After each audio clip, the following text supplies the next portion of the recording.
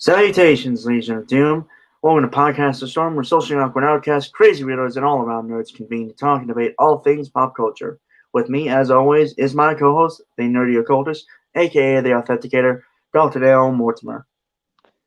Hello, folks. How's it going?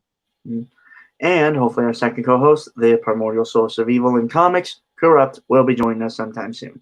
And I'm your host / Time Lord Wannabe, the brainstormer of pop culture. How y'all doing?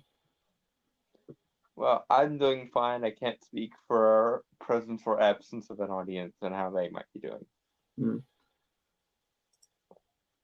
Right. But first, a word from our sponsor. We do not have one. We will hopefully at some point get a large enough audience to justify doing crowdfunding and therefore be brought to you by you, but until then, we're doing this gratis. Right. One day, I give it 5 more years. That would certainly be interesting. I cannot imagine this. Fuck, that does not seem right, but it will be 2025 in 5 years. And what, you'll be 30 and I'll be 25? Yeah. Or, well, if we're going from now to 5 years in the future, I will be 29 and you will have just turned 25. Because my birthday is in the summer. Yep. So we have, I mean, it's not a bad list this week. There's some annoying. There's just no there's just no standout articles.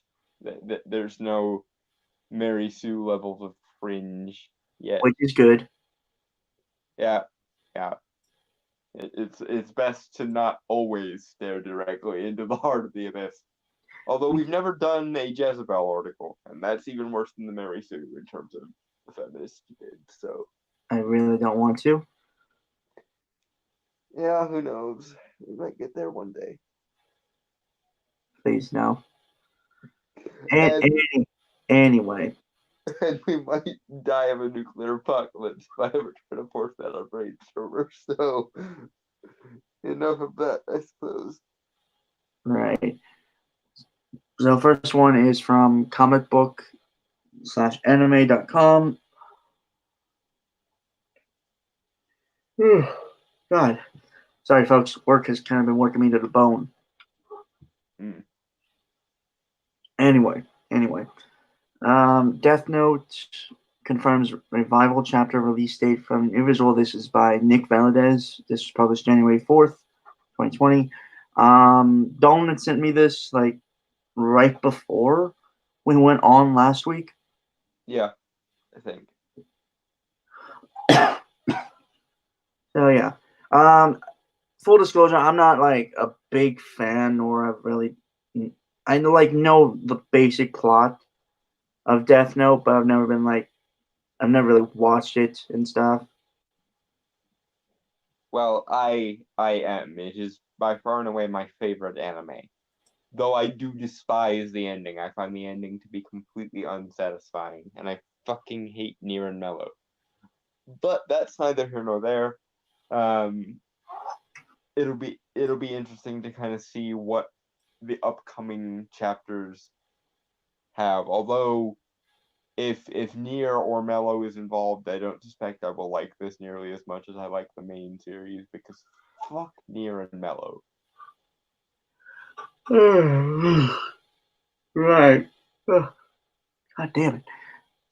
When asking anime and manga fans about their favorite series, especially those who fell in love with the mediums in the 2000s, Death Note is often one of the first major series on their lists. This is true. This is why it's one of my favorite animes. And interestingly enough, I got both the anime on DVD and the manga in omnibus form for Christmas. So yeah, I really love Death Note that much. I think I think the first anime I ever watched was on Toonami, and it was Naruto. Mm. Being honest, I haven't really gotten into anime. The first anime I watched, and I suspect this is true of most people, was also on Toonami, and it was DBZ. Not a bridge, though. No, the abridged is better. I will be that controversial and say I think the abridged is genuinely better than the American dubs. Can't speak for the Japanese one, but I suspect it's also the DBZ abridged is just the best dub of DBZ, plain and simple. Yeah. Okay. I know. I just want to apologize now that I will butcher these names. Mm-hmm. Sugumi Oba and Takeshi Obata's series came to an end in 2006, and outside of a short one-shot released a couple years later, the series has been, for all intents and purposes, ended for some time. Mm-hmm. But surprisingly, 14 years after the end of the original series, Death Note will be returning for a brief revival with a brand new one-shot chapter. I'm kind of sad it's just a one shot, but then again, also not, because while anime and manga seem to be somewhat resistant to the current encroachments of modernity into art, I still fucking hate Nier. So if Nier is involved, I'm probably going to dislike it on general principle anyway. You go with white hair in this picture. Yeah, that's Nier. Stupid. Stupid character. Um, I will ask you to when we get close to the end of this article, I will ask you to explain your I contempt for this I character. I I will. There's a rant coming that I have been saving up for years about this. Okay. So yeah. So let's move on. After being announced last year, Shuei Isha, and I'm sorry, I am fucking that up, has officially revealed that the next issue of Jump SQ magazine will feature a new 87-page long Death Note one shot that will take place after the original events of the series. Okay, that sounds interesting. Tell me more.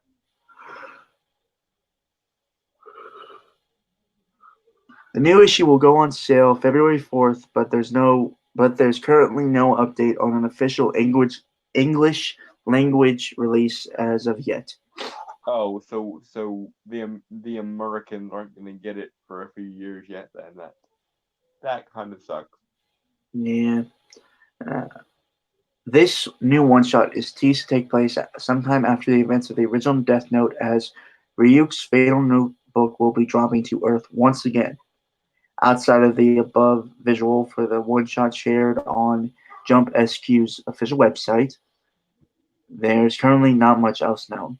But there was a brief preview shown on a few of the in progress pages during a special exhibition held in Japan celebrating illustrator Obata's work over the last 30 years. based on the picture, I really, really hope that Ryuk gives the notebook to either, well, Nier, because Mello is dead by the end of the original series, because the notebook has a corruptive influence similar to the One Ring, and one of the things that is kind of famous in Death Note is how similar Light and L were. And if we're assuming that Nier is basically the bargain basement version of L, which they are, because fuck you, Nier, I'm going to laugh hysterically if Ryuk gives the notebook to Nier and it ends up breaking her and turning her into the next Kira. So, question, and this is kind of like a just fan thing, just like fan theory. Yeah. Fan theory question. Do you think L could have become Kira if the notebook dropped to him? Oh, most certainly. And I think, honestly, he would be more scary because L was an extremely rich motherfucker with a lot of resources. So, yeah. Obviously, it'd be slightly different because it wouldn't be Kira, but yeah, I suspect it wouldn't be long before L and the organization to which L belongs started using the notebook um in a similar fashion. In fact, in one of the one shots we actually see, and this is one of the reasons why L it wasn't as surprised as most people probably would have been about the whole notebook and Shinigami business, because one of his either his cohorts or one of his predecessors named B um found a notebook, and it drove him mad and turned him into a serial killer. So it really wouldn't surprise me if L basically did a similar thing to what Light did. And interestingly, in that hypothetical alternate universe, the best person to catch the new Kira would be Light. And I kind of love that. Mm. So, so overall, the so yeah, Light the One Ring. The notebook is corruptive to anyone who's given it. So I'm just curious if there's someone technically incorruptible that could hold the notebook. Maybe a whole. Well, it depends on what you mean by incorruptible, because one of the great things about Death Note, um, or at least what one of the things that I found to be so great about Death Note is, at least until before, or rather after L dies, and this is why I fucking hate Nier and Mello, because their existence fucks up the entire existence of the universe. Um, at least until the introduction of Nier and Mello, it's at least heavily implied that the universe in which Death Note takes place um, in my opinion, similar to our universe, has no morality beyond logic. So the thing that makes an action right or wrong is the logical justification behind it, not some overarching like moral code of the universe. Um, and that's why seeing L and Light go at it as basically playing a high stakes game of chess, not with pieces but with human lives, is so compelling, and why post the death of L and the introduction of Nier and Mello, having the universe basically bend over backwards to develop a extraneous moral system rather than just going with the only morality that exists is logic, um, sort of point that most of the series up until that point had been leading up to, really fucking irks me, because before um, Light faced characters that were definitively smarter than Nier or Mello, particularly um, two characters, one by the name of Ray Pember, who was an FBI agent, and one by the name of Naomi Misera, who was his fiance and who previously had worked under L. And he successfully managed to defeat both of them with the resources that he had. But apparently, because we needed an ending to the series, after the introduction of Mir and Mello and the death of L, the universe basically bent over backwards to basically beat Light by virtue of coincidence rather than any kind of outwitting him. And there's actually a fan theory, which I kind of do and don't agree with, but there's a fan theory the reason why Light failed was not because he actually failed, but because Nier cheated and used the notebook on Light in the hope that she was right and that he was Kira. And while I find that to be unsatisfying as well, because it basically means that no one won the massive game of existential chess that the series had been up until that point, I honestly would rather it be that she had cheated than she actually somehow managed to pull it out of her ass, because the only virtue that is respectable in the Death Note universe is the virtue of competence. And I kind of like that, so I don't want that to be fucked with just because, well, we have to end the story, so the universe spontaneously has to grow a sense of morality because reasons. And coincidence has to line itself up in opposition to him because fuck you. I know that goes completely against everything we said up until this point, but fuck it. We'll do it live. Hmm? He said, fuck it. And I said, we'll do it live. Unfortunately, no. The ending of Death Note isn't anywhere near that funny. Okay. So, all right. Death Note has been one of the most notable anime and manga series released over the past few years, and this one shot just might be the proper continuation of the series that fans have been craving for some time. It really depends on the content of said one shot, I guess. Although it's not a full-length sequel, perhaps seeing the world in action again from the original creative team will be the perfect way to bring us into the 2020s. Again, I'm looking forward to this, and the art does look really good actually, but I'm waiting for the actual concept of the thing to get out. Mm-hmm.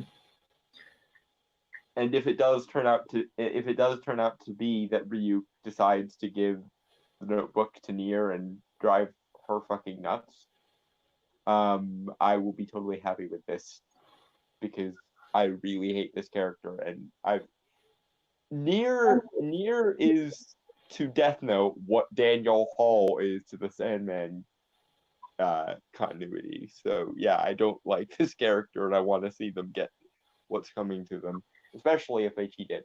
And it would be interesting to see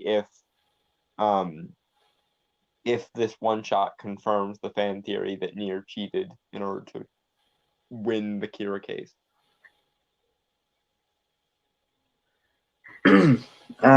Originally created by Sugumi Oba, with illustrations provided by Takeshi Obata for Shuei Isha's Weekly Shonen Jump in 2003.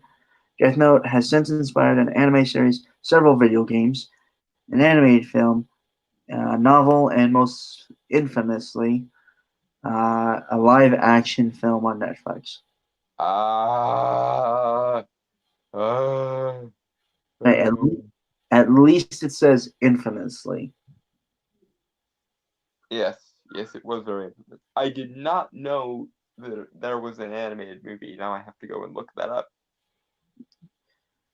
The series is described as such. Light Yagami is an A student with great prospects, and he's bored out of his mind. But all that changes when he finds a Death Note, a notebook dropped by a rogue Shinigami death god. Any human whose name is written in the notebook dies, and Light has vowed to use the power of the Death Note to rid the world of evil. But will Light succeed in his noble goal, or will the Death Note turn him into the very thing he fights against? I And wouldn't describe it that way. That puts it in way too much like heroic terms. As I previously stated, to me, Death Note fundamentally boils down to the game of chess between Light and L. The high stakes game of chess that is not just with pieces but with human lives. But that's just me. mhm. Hey, Dalton, you might need to get close to your mic. Okay. Do better? Yep. Okay. The only manga I ever really read was Bakuman, which was like it was about like the hardships of an artist that did manga and stuff. That somehow doesn't surprise me.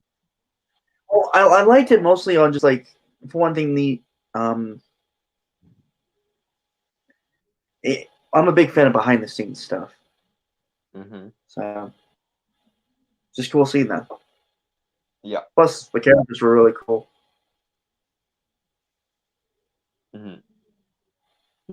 So drink if you got it.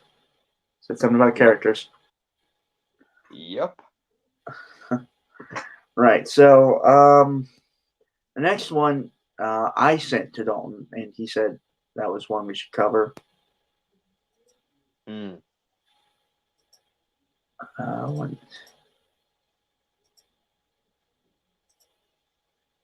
This is from Screen Rant by Sandy Schaefer, published January 7th. Joker scores 11 BAFTA nominations, including Best Film and Actor. Couldn't have happened to a nicer movie. What is BAFTA? The British Entertainment and Film Awards, I think. It's basically the British Oscars. I thought England was going down, going under. No, they appear to be doing fine because they had an election and completely fucking destroyed the treasonous parliament they had. So okay, yeah. All right, but yeah, Joker leads the 2020 BAFTA. Oh, hey, Ahsoka Tano. Gaming. She says hi. Hello, Ahsoka. How are you doing? Okay, so Joker leads the 2020 BAFTA nominations with 11 nods, including Best Film, even as the nominees are criticized for being largely white and male. Why was that included? There was absolutely bumfuck no reason for that to be included unless you consider it to be a valid criticism. Okay. Fucking hell. Sandy. Seriously, like I assumed that this was just gonna be we would go over Joker's BAFTA nominations. We would discuss whether we thought it was warranted. Spoiler alert: it probably would be because Joker's fucking awesome, and right. it was most successful in Britain actually. Actually, that surprised me too. I'm gonna be honest, and this is kind of how this works, folks. Normally, when I just see a title that I think is worth interesting covering as an article, I send it. We get pick and choose which ones are good, and then first time reading it here, so you get genuine reactions. Yeah, but even in a just strictly news article, you had to throw in. But also, this is controversial because no white sales. Okay, well, I feel like we got to read it for their reasoning. Yeah, go ahead. All right. The 2020 BAFTA nominees have been announced, with Joker landing 11 nominations, including Best Film and Actor. Todd Phillips' DC movie has been a bona fide Oscar contender since it hit the festival circuit, winning the Golden Lion at Venice last September. It's largely maintained its momentum since then, in spite of its polarizing but overall positive critical and audience reception. Translation: the old guard film press got fucking triggered because my moral structure and the rest of us told them they were fucking crazy because they were being fucking crazy. Joker was passed over for the National Board of Review's top 10 of 2019, with Irishman being named Best Film, but made the cut on the American Film Institute's list shortly after and went on to pick up multiple Golden Globe nominations. Specifically two, one for best score, which I know will make Brainstormer happy because that bathroom scene though, and of course Joaquin Phoenix getting best actor. I really do think Todd Phillips should have gotten best director, but 2 out of 4 ain't bad, given that it was nominated for 4 things and got 2 of them, and one of the 2 things that got nominated, or one of the 2 things that won was a major award, so yay. Mm-hmm. With Joker winning Globes for, oh god, the composer's name is here, and sorry if I'm mispronouncing it, Hildur Gottdoppert's score and Joaquin Phoenix's performance at Saturday night's ceremony, its Academy Award prospects are now firmly cemented. Even so, it's not the current front-runner to take home Best Picture, with Sam Mendes' 1917 and Quentin Tarantino's Once Upon a Time in Hollywood. Okay, 1917 I don't know because I had no interest in it, so... Apparently it's all one shot. Yeah, it seems very artsy, and it's a war movie, which is always hard to do, especially the kind of Oscar baity drama type of war movie, so I don't think I would find it very interesting. But speaking as someone who's a massive Tarantino fan, Once Upon a Time in Hollywood was very much not his best work at fucking all. If you want to find something similar, I recommend Nice Guys. It was basically the better version of Once Upon a Time in Hollywood. That's by Shane Black, not Quentin Tarantino. No, I know that's what I'm saying. I feel like Tarantino was slipping, which is incidentally the same way I feel about The Irishman. I really think that Scorsese was basically sleepwalking through that movie. It was also not his best work. In fact, I think of the Scorsese like movies that got released this year, Joker is the better Scorsese movie than the one that was actually released by Scorsese. But that's neither here nor there. But yeah, I do not think that 1917, even if it is good, is as noteworthy as Joker. And I can tell you that Tarantino was sleepwalking through Once Upon a Time in Hollywood. So, in all honesty, the only other movie that I think might potentially justify Best Picture would be Jojo Rabbit, and even then, I wouldn't prefer it to win because it goes all Nazis, and I would really like the Best Picture of the year to stand on its own merits and not be all Nazis about everything, please. As much as I like Taika Waititi, he really shouldn't have get into the madness of everyone's a fascist and everyone's a Nazi, her to her.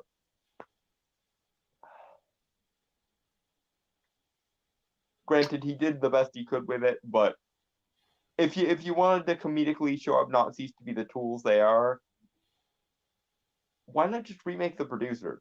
That would be interesting. Taika Waititi's version of The Producers. That I want to see. Leading the pack after their own big victories at the Golden Globes, Martin Scorsese's The Irishman isn't down for the count either, having just secured several BAFTA award nods. Again, my opinions on The Irishman have already been stated. I think it was one of Scorsese's weaker attempts. And like I said, I've only ever seen one Scorsese film, Hugo. I like that one. you should at the very least watch Taxi Driver and King of Comedy. And also, was Goodfellas Scorsese? I think Goodfellas was Scorsese. Goodfellas is an amazing movie. I like Hugo a lot, actually. It's a really fun movie. It was a very atypical movie for Scorsese, so it was interesting to see him basically do a big family fantasy movie. Mm-hmm. That's usually Spielberg's shtick. All right. Variety reports Joker landed 11 BAFTA nominations altogether, with Once Upon a Time in Hollywood and The Irishman snagging 10, and 1917 bringing in 9 nods. The 4 films are joined by Bong Joon-ho's Parasite on the roster of Best Film nominees. I thought it was fine. Foreign language films are always a tough sell for me. I don't think it was as good as Joker. If you put a gun to my head, I would say Parasite was probably the closest to Joker in terms of its quality and impact, but Joker still takes it, I'm afraid. I feel like I should watch more movies. Yes, you probably should. All right. On the roster, Best Film nominees, and all 5 are in the running for Best Director, just like they were at the Golden Globes. Elsewhere, Taron Egerton is going up against Phoenix for Best Actor, following his Golden Globes win for Rocket Man in the musical/comedy category. Joaquin deserves that Oscar and that BAFTA. If anyone but Joaquin walks away with a Best Actor Oscar that isn't for supporting, I'm going to do something spontaneous and stupid. I can't even qualify what I will do because I'm just that unpredictable right now. Give Joaquin the Oscar, the BAFTA, and the Golden Globe, you mental cases. And the SAG as well, the Screen Actors Guild Award. He deserves it. He hasn't won any awards despite being nominated multiple times previously, which I know the Academy loves to do when they've snubbed people before. And his performance was amazing. Give Joaquin the motherfucking Oscar, you mental cases. Their fellow Globe winners, Lauren Dern, Marriage Story, Brad Pitt, Once Upon a Time in Hollywood, and Renee Zellweger, Judy, are likewise for their acting at the BAFTAs. Are likewise up for their acting at the BAFTAs. Mm-hmm. And they were all serviceable to fine, but Joaquin deserves the fucking reward. I'm sorry, I'm biased, but Joaquin delivered an iconic performance that honestly is arguably better than Heath Ledger's, because Heath Ledger only had to do it for like 5 minutes or like 15 minutes in the movie, 45. whereas Joaquin was in every fucking scene of that goddamn movie. So give Joaquin the fucking Oscar, please. 45 minutes Heath Ledger was in the movie total. Was it really? Well, I suppose because the movie was like 3 hours, so yeah. But regardless, that's not very much of the movie overall, whereas Joaquin, from frame 1 to the very last frame, was basically in every scene, I'm pretty sure. Except for maybe 1. I'd have to go back and rewatch Joker, which I will definitely be doing, and as soon as it comes out on DVD, I am buying it. I think it already is. Then I am definitely buying it as soon as I get a chance to, because I love that movie. Also, Glass. That's another one I will be getting, and I'll probably be getting Unbreakable and Split just so that I can have the entire trilogy on DVD. That means Aquafina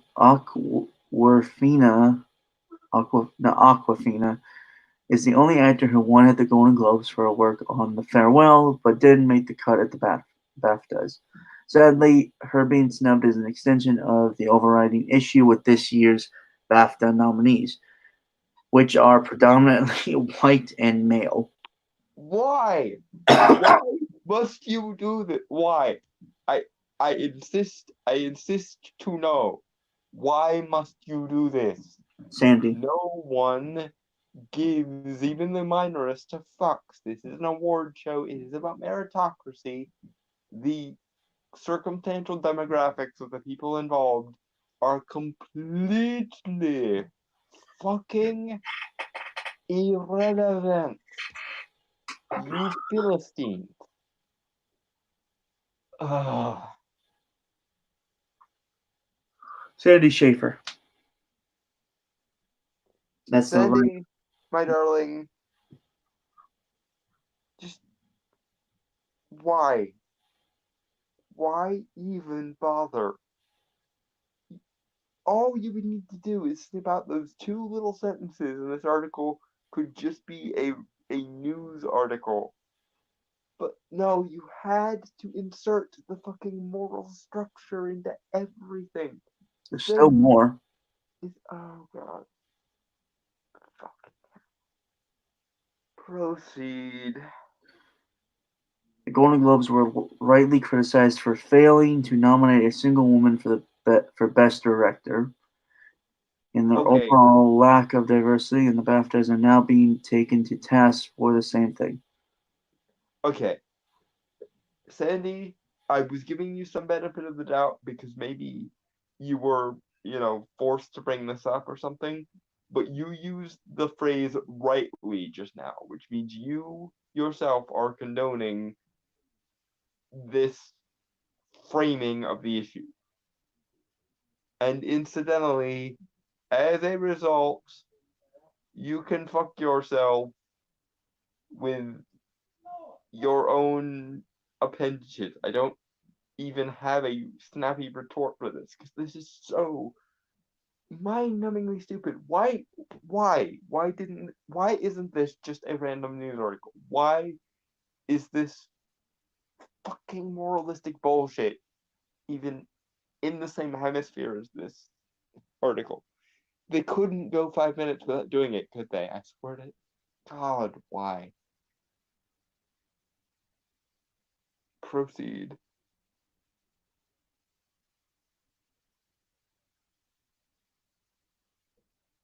And I'm assuming he probably left to get food and or beverages. I returned for a brief moment because I thought you'd take longer to rant. Oh, I'm suspecting there would be more of this, so Okay. I'm just. I have to hurry so the mice don't get my food. So. Oh. Suppressing the urge to joke about Brainstormer once again living in a condemned building, apparently. And we are moving on. And I was paused for you to make a joke, but okay. All right. But BAFTA chief Amanda Berry tried to shift the blame to her statement on the matter to the BBC, arguing film is an incredible medium to tell the stories of our society and our world, but we need people of all backgrounds to be working in the industry to enable us to do that. Okay. Rant No away. one necessarily disagrees with this statement.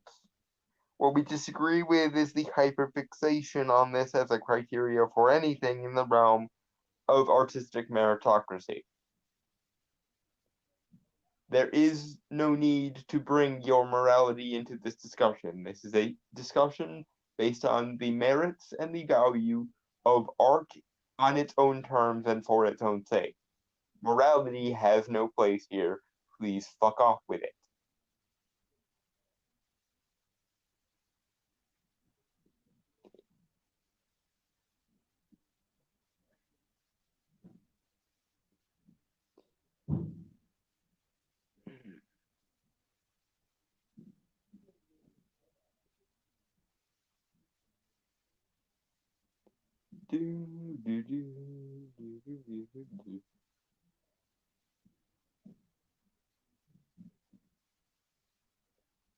The only song I can think of at the moment is. Hey, dog, I'm gonna give you this Amazon card. You give me cash later on, or let me grind it to your debt.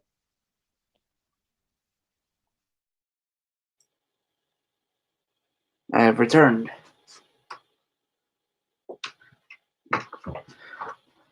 Okay. At the same time, she admitted the BAFTA selections are still not good enough when it comes to inclusivity with respect to both race and gender, adding, we just have to keep pushing forward on this. Mm-hmm. Why do you have to keep pushing forward on this? This is the question. Why does your morality need to consume literally fucking everything? Why can we not look at things in terms of their merits and not their morality? Art is under no obligation to be moral. Art is under an obligation to be good.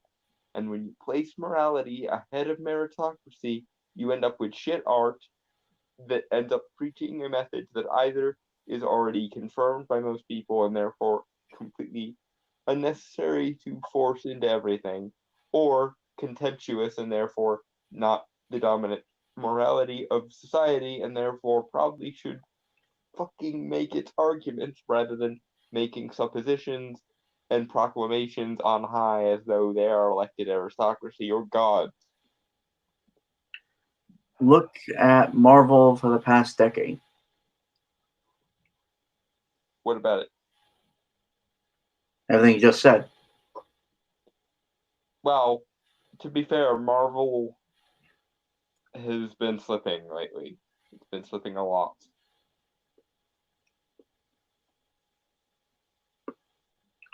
Okay. This puts all the more pressure on the 2020 Oscars to make things right when they announce their own nominations this month.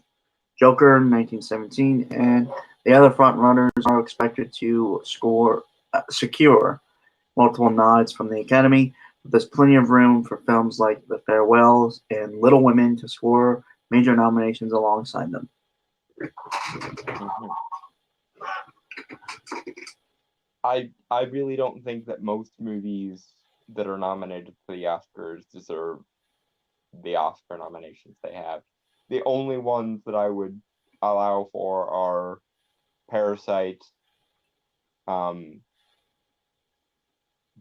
The Irishman because it's Scorsese, and I suppose he has back credit to redeem, and Jojo Rabbit and Joker.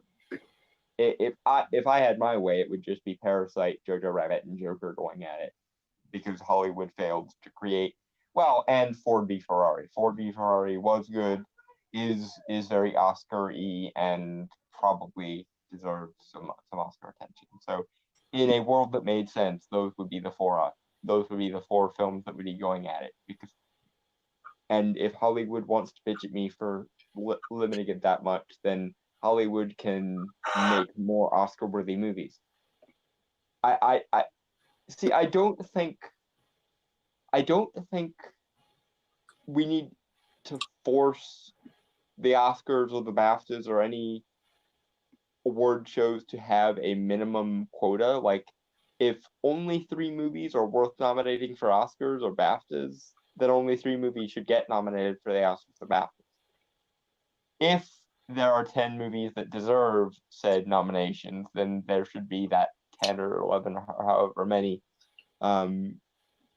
slot open to get, and it shouldn't be every movie because not every movie deserves a award of any kind. But I think Hollywood this year in particular failed to make 10 Oscar-worthy movies or however many movies that are worthy of BAFTAs that the BAFTAs allow or what have you. But that is Hollywood's fault for not making good enough movies. And the 3 movies that are good enough should not have to deal with what essentially amounts to fluff. Mm.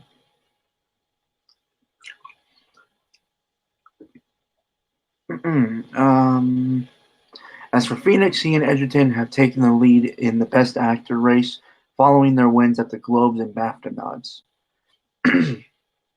Winning the pair. I like Taron Egerton as a person, but I found his performance to be mostly unremarkable. And in the category of performance, I'm not taking into account the quality of the person. I'm taking into account the quality of the performance. And in that case, Joaquin deserves the BAFTA, the Oscar, the Globe, and basically all the other award shows, including the SAGs, which I really hope he gets. Because the Screen Actors Guild is actually the largest voting pool for the Oscars. And if he doesn't win the Best Actor SAG award, he's probably not going to get it for the Oscars either.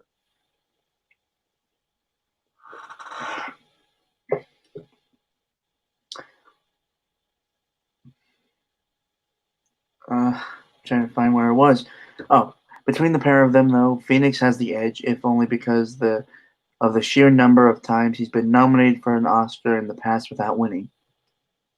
Joker itself is more of an outside shot to win Best Picture at either the BAFTAs or Academy Awards, but there's still a chance it could pull an upset over one of the more likely candidates. Fuck your more likely candidates. Joker was definitively the best movie of the year. So it deserves the recognition that goes along with. It is the most potentially classic movie that was made this year, and therefore it deserves the Oscar. Again, in my ideal world, we'd reduce it down to Parasite, Jojo Rabbit, and Joker, but we are not living in my ideal world, because if we were living in my ideal world, I wouldn't have to explain this shit. But we aren't, so adieu. Mm-hmm.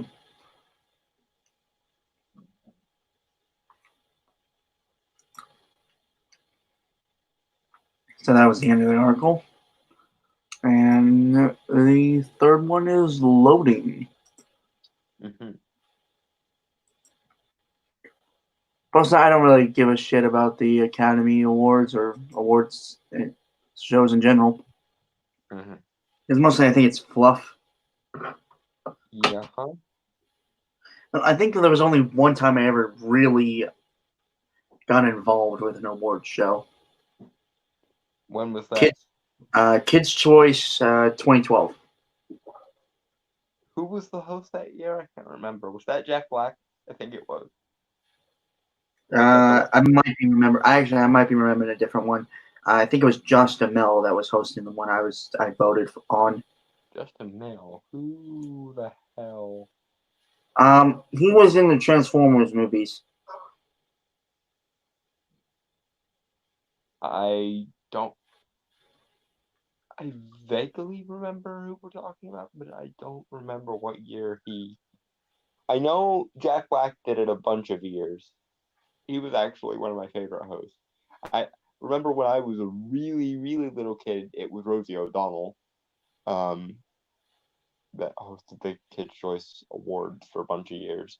And I know The Rock did it a couple of years, but I can't remember when Justin Mel did it.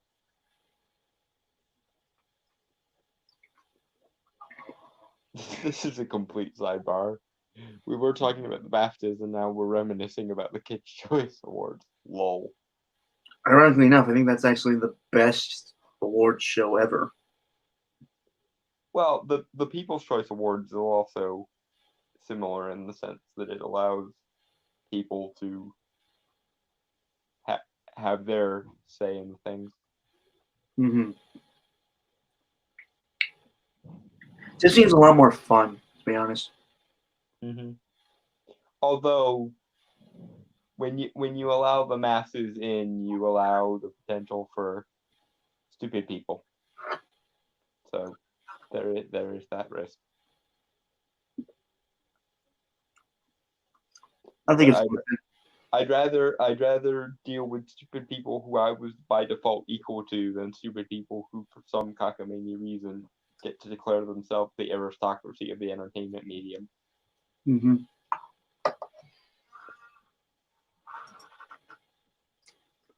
Right. So, comicbook.com by Castlevania's studio riles fans with recent season 3 tease. This is I pitched this one to Dalton because we all know he's a big fan of Castlevania. Love it. Season 2 wasn't as good as season 1, but it was still fucking great. Right. Yeah, no, I saw that. I saw those seasons and I liked it a lot. I related far too much to Hector and Isaac in season 2. And I related far too much to Dracula in season 1. Hashtag Dracula did nothing wrong. Let's agree to disagree.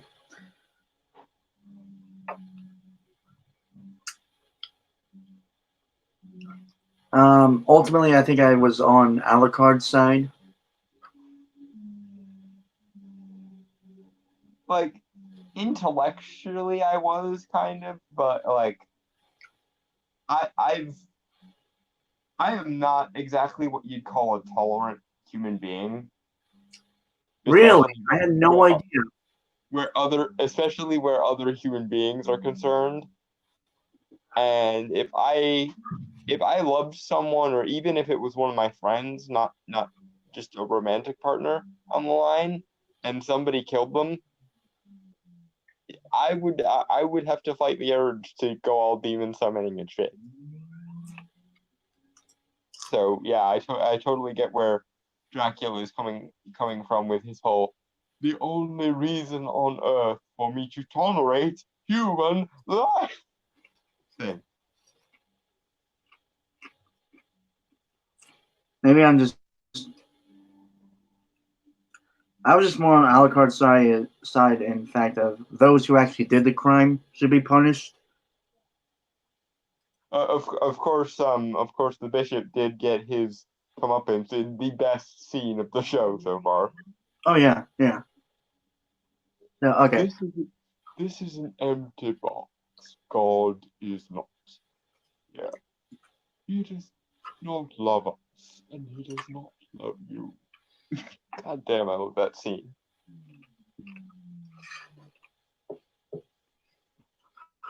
I remember one guy said, like, when the demon says, "Let me kiss you," he said, "If that's how he kissed, I hate to see how he sucks dick." Of course, if you're in the process of getting your dick sucked by a demon, you might have bigger problems. That is true. Although, to be fair, it was one of Hector's demons, so he was probably on the nicer side.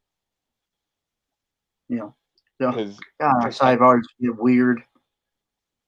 Yeah, but talking about Castlevania, it was kind of inevitable. Right. Okay. So when it comes to Castlevania, fans are wondering what is going on behind the scenes. It's been a while since the anime released anything new. Leaving Eyes is desperate for more.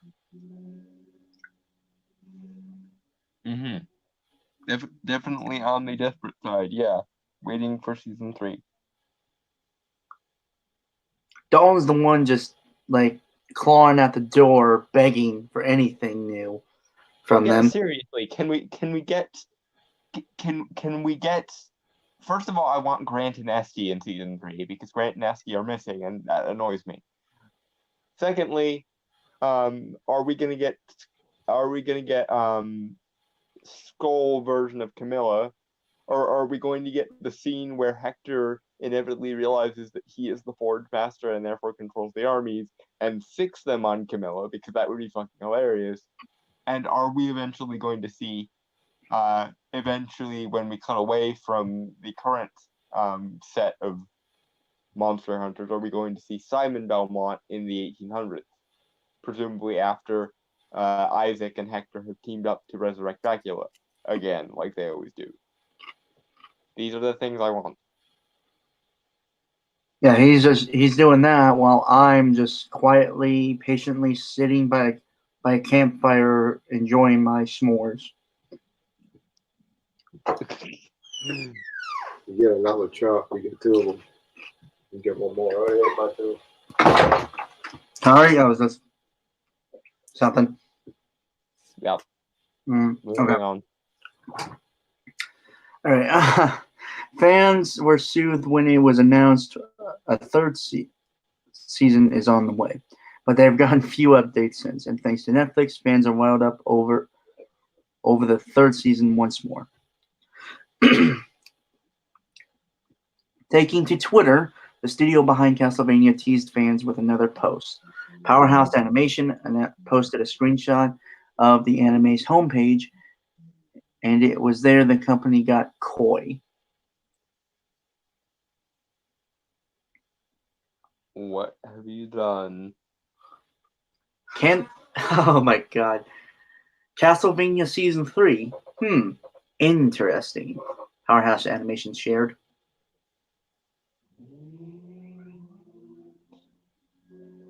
Don't bait me.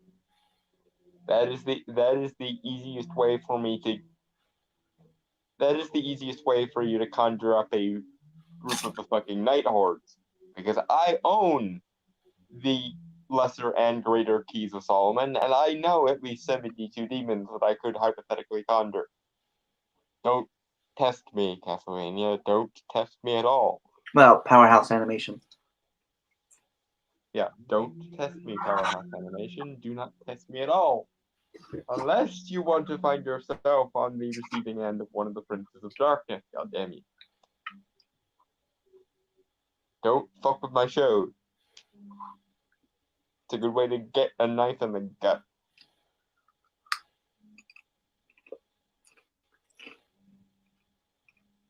Okay.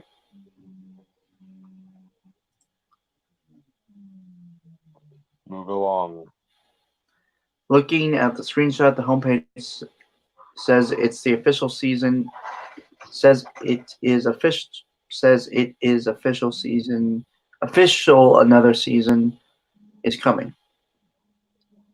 And hopefully several more, because animes can go on for a fuck of a long time, and there's a lot of Castlevania lore to cover, and I want all of it. All of it. Of course, fans have known that for quite a while. Season 3 was announced last year, and it has kept Castlevania fans waiting ever since. Yes, it has.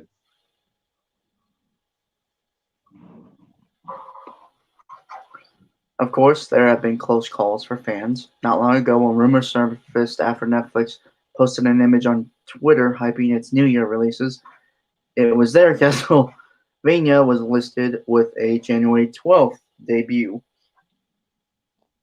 And here we are, and I am still Castlevania Season 3 list. Holy shit, well, it is the 12th today. You can imagine how pissed I am at this development. Or this lack of development, actually. But the post was quickly deleted. It was then comicbook.com learned from Netflix that the date was shared mistakenly. So fans still aren't sure about the release date. But if Netflix is smart, it will bring out this third season sooner rather than later. Unless we're gonna need to actually go all medieval on your asses and form the angry mob with torches and pitchforks. And in my case, the fire. Because I will be killing it with fire if I'm forced to wait long enough. So are you hoping the new Castlevania season arrives soon? Let me know in the comments or hit me up. I will not be doing either of these things, but yes, I am waiting with bated breath for Castlevania Season 3. Because there's so much to be done with Castlevania Season 3, and it needs to be done already. But if it takes longer to make the writing better so that Season 3 is an improvement on Season 2, then I will gladly wait. Within reason. Don't make me wait another fucking year. How long do we have to wait for season 2? Well, that's a good question, because Castlevania Season 1 was released like the very first year that Netflix started doing original content. And then Season 2 was 2017? No, 2018, I think.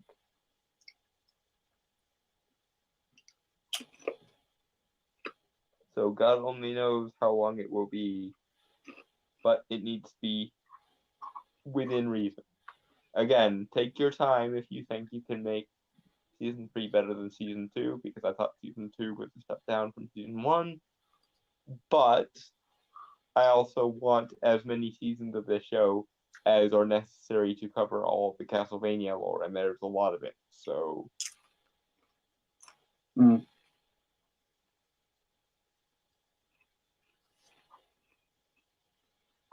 So we are moving on to our fourth article, another comicbook.com one. Yeah. Though it's not as happy as the one before. mhm. It's about something we have covered many, many times on this channel of ours. Birds of Prey's Margot Robbie on responsibility of adapting beloved source material. This is by Nicole Drum, published January 8th, 2020. No, wait. Yeah, 8th, 2020. Okay. Proceed. And well, do you have anything to say about the title of the article, or shall we just move on to the actual I article? don't trust Margot Robbie's opinion on these things. Her movie looks like shit, and it doesn't look as though she is bothering to respect the source material vis-a-vis, as an example, Black Mask. In none of the movies that we've seen so far does he actually even hold a black mask. I think in the recent trailer that came out, he does have one. I haven't checked out the trailer. I didn't really care to. Well, we can always cover it next week, but regardless, until I see evidence that he's actually going to be wearing said mask at some point in the movie, you had one job. You had one job. The character's name is Black Mask, for fuck's sake. I feel like Ewan McGregor is going to steal the show. Ewan McGregor, I feel genuinely sorry for, because first the Star Wars prequels and now this. I don't know what director or producer has like blackmail footage on you, Ewan, but good God, man, have some self-respect. Okay. Shall we? We shall. Okay. Okay. Comic book fans, and really fans of any book or other form of entertainment, adapting characters and stories from page to screen can be a bit of a mixed bag. Only because the people usually put in charge of such things do not know what the fuck they are doing. If you want to take a look at adaptations done correctly, allow me to introduce you to one Kevin Feige, who successfully has managed to appease the capricious geekery of comic book fans for going on 10 years. Well, actually, over 10 years. Yeah. So, so there. It's not that hard if you A, have respect for the source material, B, want to live up to that source material instead of changing it, and C, know what the fuck you are doing. If you fail in one or more of these categories, though, you are a putz and you will fail hysterically. I always say, if you're going to adapt something, have someone that is both have someone that is willing to either look up stuff or knows about the thing. Yeah, and that's the thing. The key feature is respect for the source material, because people who aren't necessarily experts in something can become experts in something because of the various resources we have now in the information age. Mm-hmm. But also have someone that is willing to go further beyond. Yeah, which is why I added the last category of someone who knows what the fuck they're doing, because it's true the MCU isn't a perfect adaptation of the comics, but it's close enough, and it knows where to change things to at least attempt making improvements. As an example, Captain America Civil War. The original Civil War storyline was kind of shit, and Kevin Feige actually managed to improve on it. Mm-hmm. There's the excitement that something they love gets to come to life in a new way. But there's also the concern that the people putting it together may not approach the source material with the kind of reverence that they would hope for. You're Or no goddamn reverence right. at all. That is the exact fear of most people, because when you find that something is valuable and then it is placed in the hands of someone who does not see the value in that thing, it's like giving a Fabergé egg to a 2-year-old who likes throwing things around. You're going to end up with a lot of really valuable shit in a lot of really damaged situations. And Actually, I was gonna say, give a kid a shotgun. well, I suppose it's similar, but I wouldn't really consider a gun to be a value object necessarily. Well, at least not in the artistic sense. Though I No, have seen I some, meant that you give a kid a shotgun. One, that's just a stupid decision, and two, the kid's gonna ultimately destroy a lot of shit with that shotgun. and possibly hurt themselves, which we also see in a lot of situations like this. Yeah, that But too. yeah, it's like asking someone to use the Mona Lisa as wallpaper. This is not going to go well for anyone unless you understand what the value of the thing you're working with is.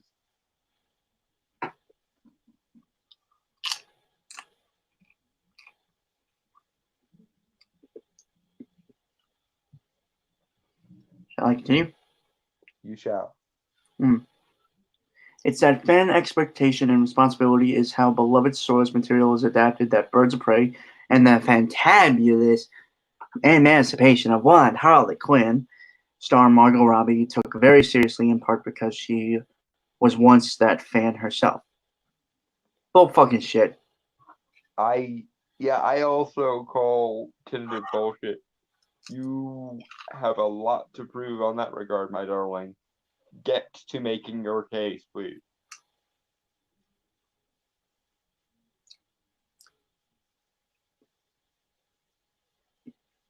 Speaking with Variety, Robbie explained that her own experience as a Harry Potter fan helped her understand how Harley Quinn and the Birds of Prey fans might feel about their beloved characters coming to life in the film.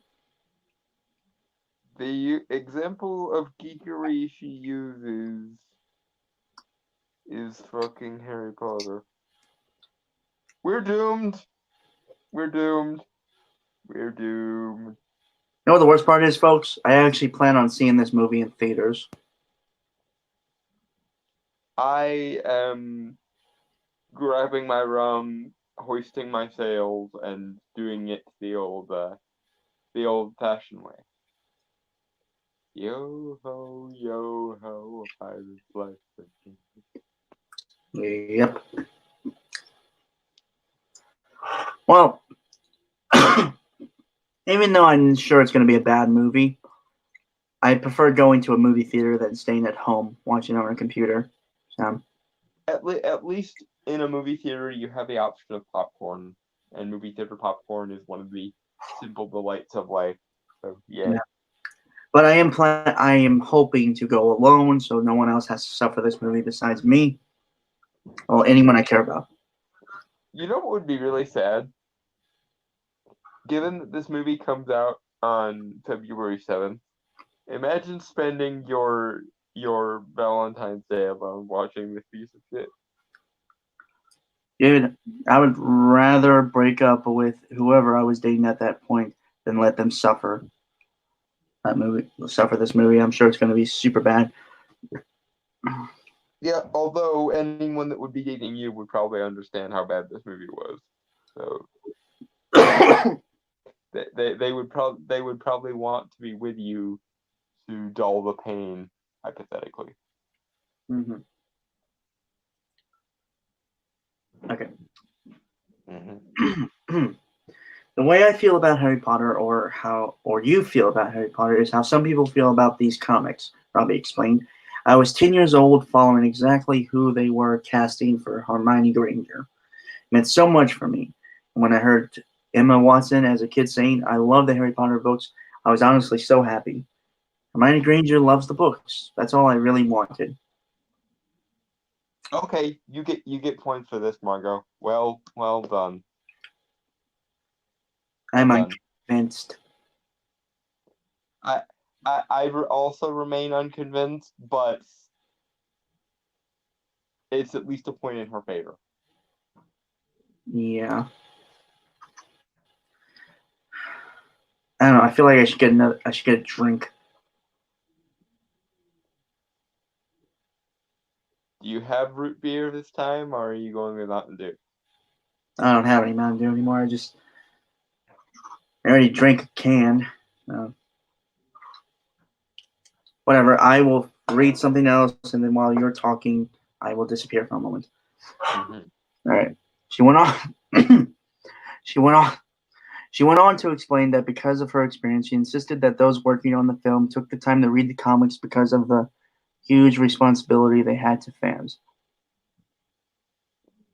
Okay. And what the fuck are you giving us now? Okay, to be fair, the movie itself does not look good, but in terms of her arguments and in terms of her intentions, I can't fault her for this. Okay, yeah, you know what?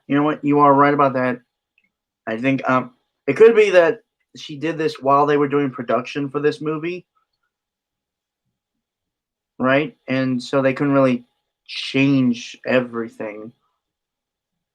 Yeah, it also could be that she's not a very good director, given that she's Margot's not directing this. She's a producer, but not director. Okay, but it could just be that she's not very good at actualizing her intentions, and therefore I can't really fault her for this. Yeah. But that being said, the movie does look like shit. But it doesn't look like shit because it's a cynical cash grab. It looks like shit because the people in question just didn't know what they were doing. It looks like a really bad student film. I think I even said that when we first watched like the test footage. You did. Holy shit. Yeah, but at the very least, Margot, if the movie is as bad as it looks when all is said and done, I will not fault you for not trying. No, that's yeah, again, I won't fault the actresses or anything. Yeah. Might fault the characters, but mostly that. This is a step in the right direction that most creators don't make. So despite the fact that I kind of want this movie to bomb just so we don't get feminist action movies anymore, and also because the movie looks bad and I don't want studios to try and make other versions of this or like spin off of it, I will not fault you for making this point, because this point is a point that I've been trying to drill into the heads of Hollywood at large for years, and it has not gotten through. So I'm giving you my blessing to make a bad movie for the right reasons. Please do not abuse those blessings. I do have to say, my blame will always fall to those that made the actual movie. The director, the writers, and well, yeah, pretty much the director and the writers. Yeah. Although bad acting is a thing, so when the acting is a contributing factor, that's also another thing. But that being said, okay, Margot, even though I don't think you're a very good actress, you are smart enough to get this point, and I applaud that you are smart enough to get this point. Moving on. Yeah, please don't abuse my trust in this way, but I suspect it probably will. Moving on. Right, okay. And so, even if people aren't a fan of the comics to begin with, I've said it to everyone on this job. Start reading them. You owe it to the fans to respect the source material. because they adore the source material and they are so lucky to be bringing the source material to life in a different way. Okay, that's fucking badass. I genuinely applaud that. Wait, there's more. Oh dear. And we have a huge responsibility to them. The way you want someone to care that much if something it was that you deeply cared about, Robbie said. I'll be right back. Yeah. Wow. It's such a shame that the movie that she's defending is the one we've been seeing. But who knows? Maybe the trailers are just awful representations of the movie. And maybe they did massive amounts of reshoots and restructuring from the time we saw the test footage and whatnot. Maybe hypothetically, Birds of Prey could be as good as Joker. I very much doubt that. In fact, I would rather be shot than put money on that. But I have to give her some props for getting this, for genuinely seeming to understand how that works. Please don't change your tune when this movie inevitably bombs, Margot. Please just take it as we failed to successfully do this thing that is still a good thing to do. Not that the fans are entitled, toxic fanboys, etc. Please, Margot, accept your failure if this movie failed. Do not blame the fans or your philosophy on the topic. This philosophy is a good philosophy. It is logically consistent, and it is not nihilistic. You are doing better than 90% of Hollywood, Margot. Please do not let me down.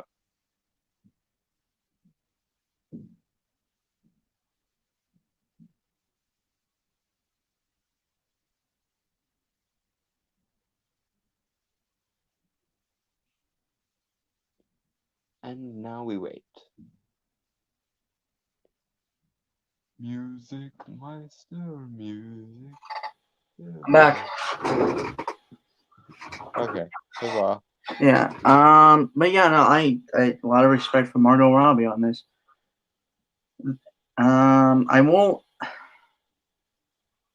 I'm not holding out hope that the trailers are a misrepresentation of the movie.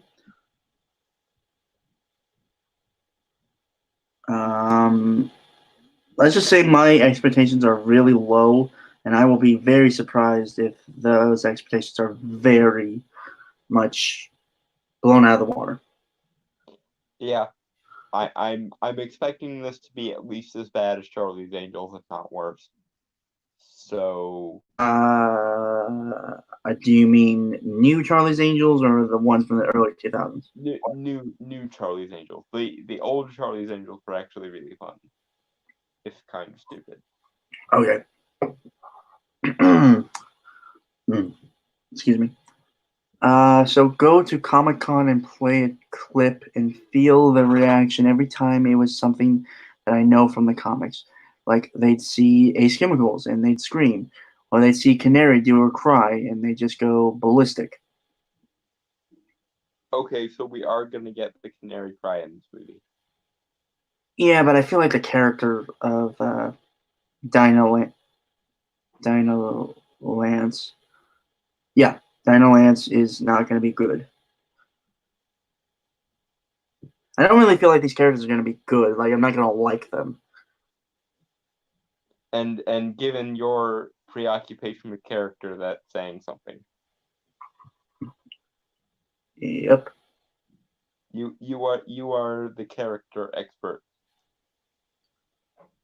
I mean, we did have a discussion with some characters I was working on for something before stream, so Mm-hmm. yeah, I'm big into the characters. Mm-hmm. So if I feel nothing, if it's just a blank expression with these characters when something bad happens to them during this movie, then I know it's a flop. Mm-hmm. Right? Okay. It's a shame that I think the bombing of this movie will probably ruin Margot Robbie's attitude, but I really hope it doesn't. I really hope she is self-aware enough to understand that she failed and then move on. Yeah. I really hope. instead of calling the fandom toxic and so on. Oh my god. Okay. Or they'd see the hyena, all those little things that I was just so happy that they were happy to see because it makes me happy too. Again, I have respect for her on that fact that she's willing to say she's going to pay that, as a creator, she has a responsibility to be working with this stuff. Yeah, she's trying, and I can't fault her for trying. Oh no, the greatest failure is to stop trying, and she's not stopped trying. Most of Hollywood appears to have on this front at least, but Margot Robbie has a brain in her head. Who knew?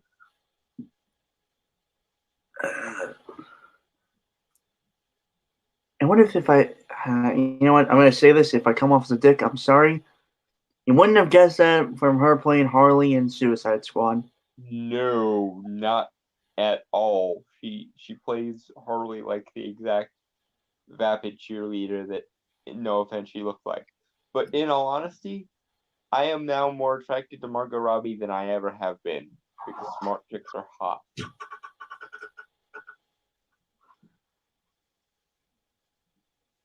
Huh. Mm-hmm. Well, that's the first time you ever admitted a woman's hot. My criteria for women is just different than my criteria for men. Well, no, I know that. It's just mostly you've been, like you say, you're into dudes more, so it's weird. Yeah, it's hard for a woman to turn me on in that way, but Okay, moving on. yeah. Okay. Let's not probe that dark abyss for the time being. Moving on. Yeah. We got February. Don't worry. Birds of Prey and the Fantabulous Emancipation of One Harley Quinn. Okay, Margot, if that title was your idea, no offense, love, but you need to go back to the drawing board. Just Birds of Prey. Come on. It's not that hard.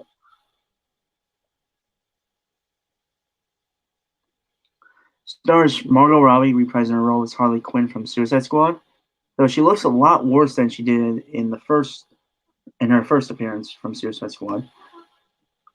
But she does look like she's embracing kind of the over-the-top nature of it more, which is probably good. Right, but I still hate those costumes, though. Well, no, the costumes look bad, but bad over the top is still better than Hot Topic cheerleader. Bad. Well, yeah. Hot Topic cheerleader, hoe, street hoe, bad. Yeah. Okay. The movie also introduces Mary Elizabeth Winstead as Huntress, Journey Smollett-Bell as Black Canary, and Ella J. Bosco as Cassandra Cain. And we've checked those guys out in like posters and like how their costumes look, and goddamn. Yeah, this movie has a lot to prove. I really hope it succeeds in doing so, but if not, then I hope it bombs so that we don't have to deal with any more of these. Sokatano Gaming, who's he calling hot? He's calling Margot Robbie hot for being very intelligent enough to realize that you should at least try to pay respect to the fans in adapting. Yeah, I've never found her attractive before because she gives this vibe off of being a vapid cheerleader, but she apparently has a brain in her head, and that is attractive to me. And she says, I thought the Suicide Squad movie was decent for the costumes. Harley's costume left a lot to be desired. As we were just discussing, she looks like a Hot Topic cheerleader who, after high school, went into prostitution to pay her bills. Yeah, I think Corrupt said it best. If Joker, Jared Leto's Joker is supposed to be like a modern day gangster, I said she's the hoe. Mm-hmm. She's Joker hoe. Which, to be fair, is not a inaccurate interpretation of Joker and Harley's relationship, probably. No, I'm just saying, like, it's still, they look really bad. It could have been done better. They did. Yeah. Okay. The founding members of the girl gang-like vigilante team called the Birds of Prey. It's not a gang; it's a superhero team. Are they going? Oh god! They're gonna turn it into a gang. Oh my god! Fuck. If we need any more signs that this movie isn't going to be great. Boy, they. All right. Rosie Perez also stars as Gotham City detective Renee Montoya. We saw her. We saw her too. She looked so fucking bad. I'm a really big fan of the question. That's going to hurt. I hated the Birds of Prey in the comics. So Tom Gaming.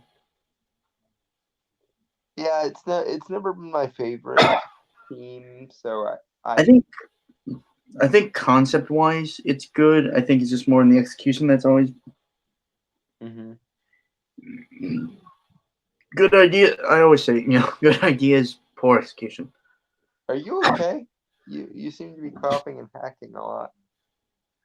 I'm dying a little bit, but I will endure. What happened? Well, nothing really. I'm just sick. Okay, well, don't die. I don't know, and you'll just make me a zombie. I forbid you from dying until I can get the appropriate necromancy. Ewan McGregor and Chris Messina play the villains Black Mask and Victor Zsasz, respectively. Kathy Han is directing the film. Christina Hodson wrote the script.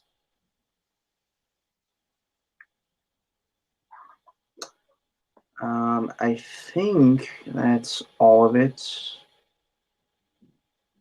Oh, Birds of Prey and the Fantabulous Emancipation of One Harley Quinn lands in theaters on February 7th, and that is it. That is a weird release date for that movie. But I suppose if they released it in like May or something, it would have to compete with all the summer movies. So, Yeah. and there's no way in hell. So, that could most compete likely, with Black Widow. yeah. So I already said that I'm working on a rewrite of Birds of Prey because of all the trailers and promotion stuff we've done about it, like looked at it, and most likely that's going to come out like either a week or so after the movie comes out and like when we reviewed it and stuff. Yeah, it does not look good, but if anything, that article has now made me feel bad for rooting for Birds of Prey to bomb, so we don't have to deal with any more movies like it. Mm-hmm. And before, I was not feeling bad at all. In fact, I was taking a little bit of sadistic pleasure in it. So I was indifferent. I wanted to fail, but mostly on merit. Yeah. If it fails, then no one's going to try and replicate it. Mm-hmm. Well, hopefully no one will. Hopefully. Yeah. So this will be our last article, and holy shit, we've only been doing this for an hour. Well, hour and a half. We can always look at the Birds of Prey trailer afterwards if you want to. Yeah, we can try that. Okay, so Dawn had sent me this yesterday, I believe. I think it was the day before, but I may be wrong. I might be wrong. I'm not entirely sure. He sent me this. I know that because Dawn's Doctor Strange guy. Yeah. My favorite Marvel character. So, yeah. Right. Okay, so this is from Variety. Doctor Strange 2 director Scott Derrickson drops out exclusive by Brett Lang and Matt Donnelly. Okay, I have mixed feelings on this because I know that Scott is a massive Doctor Strange fan, but I also know that I didn't like his first attempt. So, if anything, I hope this is a excuse for us to trade up to a better creative team, and thereby the movie can actually be better than the first one. Mm-hmm. Scott Derrickson is stepping down as director of Marvel's Doctor Strange in the Multiverse of Madness. Variety has learned. The studio confirmed his departure in a statement, attributing it to creative differences. Derrickson, who oversaw the first Doctor Strange, will remain as an executive producer. Well, I'm glad he's still there because again, he is a massive Doctor Strange fan, and therefore I can't justify just booting him off the thing because he does appear to like and know things about Strange, and that's a fixation that not too many people have. Trust me, I know. I've been a Doctor Strange fan for most of my life, and for as long as I can remember. So it's not a common thing. So I'm glad someone who likes Doctor Strange is involved. That being said, my pick for the replacement would be Michael Dougherty, who is famous for doing Krampus, Trick or Treat, and most recently Godzilla Kingdom of Monsters. You know what's weird? I thought you were gonna say Guillermo del Toro. I don't think so. I don't think Guillermo's sensibilities would jive well with what's already been established in the MCU, and I don't think Guillermo would really work well fitting himself into the MCU because he is one of those very auteur-oriented filmmakers, whereas to work in the MCU you kind of need to be able to fit your piece along with all the other pieces in the puzzle. And I feel like if you give Guillermo del Toro studio restrictions, it will either break him or it will make him scream at you and tell you to fuck off. And given that Guillermo del Toro is a genius and one of the best directors working today, he would probably be in his right to tell you to fuck off, but it still wouldn't be good for getting an actual Doctor Strange sequel that was good. And I want a Doctor Strange movie that I can show to people who don't understand why I'm a Doctor Strange fan and be like, this is why. Mm-hmm. And oddly enough, I got more of that in Infinity War than I ever did in his movie. Marvel Studios and Scott Derrickson have amicably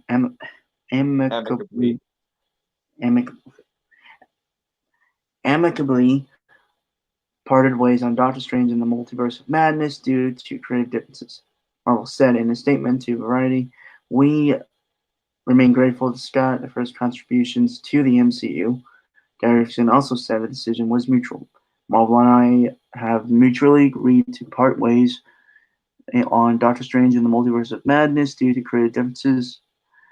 Derrickson tweeted, "I am thankful for our collaboration and will remain on as EP."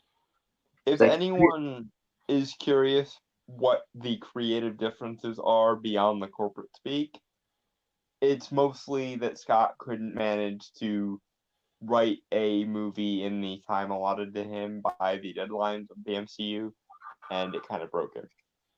It has nothing to do with actual creative differences from what we can tell. It has everything to do with him just not being able to function on that kind of time scale.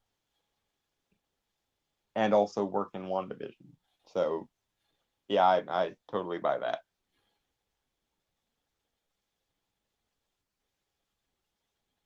Mm-hmm. Well, we got a few comments from Ahsoka Tano. I got a few videos you should react to. Look up Devil Artemis on YouTube. after we get done with the Birds of Prey trailer, and if we still have time, then yeah, we might check that out. Okay. Film will begin production in May, and there are not expected to be any details when it comes to shooting. Search for a replacement is currently underway. Marvel, please, if you never listen to me about anything else, first of all, fuck you. But if you never listen to me about anything else, listen to me. Michael Dougherty. He has a background in superhero movies. He has a background in supernatural horror. He has a background in blending horror with comedy, which is one of the areas where Doctor Strange 1 was massively lacking, and that's why so much of the humor was so cringy. He can work with massive amounts of visual effects vis-a-vis Kingdom of Monsters. He is one of the few people who've worked with comic book movies that can actually have the door swing both ways, because he's actually written comics based on his movies before. He's a massive comic book geek, and in my opinion, most importantly, he can do visual effects well on a budget, and he still has yet to get a massive break in moviedom, which means he's hungry and has something to prove, which means he's willing to push the boundaries further for you. Please, for the love of fuck, get Michael Dougherty on the phone. He'll probably do it for cheap because, and here's the other thing, Michael Dougherty and Kevin Feige apparently used to be bros, because Kevin Feige used to be a consultant on the Fox X-Men movies, and so was Michael Dougherty. In fact, the famous Nightcrawler assassination scene in X2 was Michael Dougherty's idea. So tell me he couldn't find interesting things to do with Doctor Strange.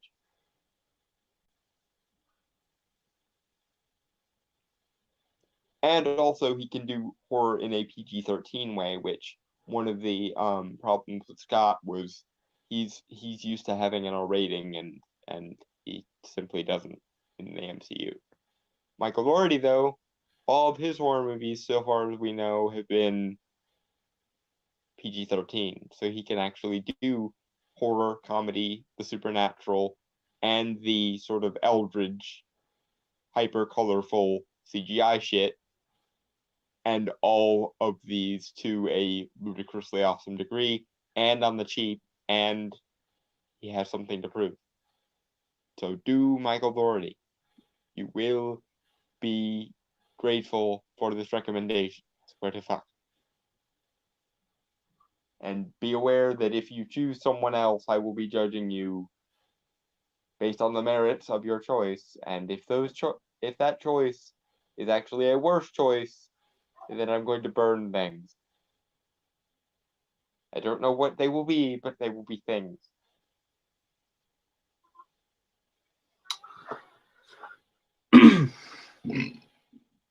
Excuse me. Doctor Strange was a critical and commercial success when it opened in 2016, grossing nearly 60 million globally. Oh wait, no, 66. 677 million globally was the. Well, it says 680 million globally. Globally, the sequel will find it. Oh, that's right, because they re-released all of the Marvel movies in the lead up to Endgame, so it might have made more money. Good for you, Doc. Yeah. The sequel will find Benedict Cumberbatch return as Strange, a master of mystic arts. The master of mystic arts. Elizabeth Olsen, who plays Scarlet Witch, is also expected to appear in the film.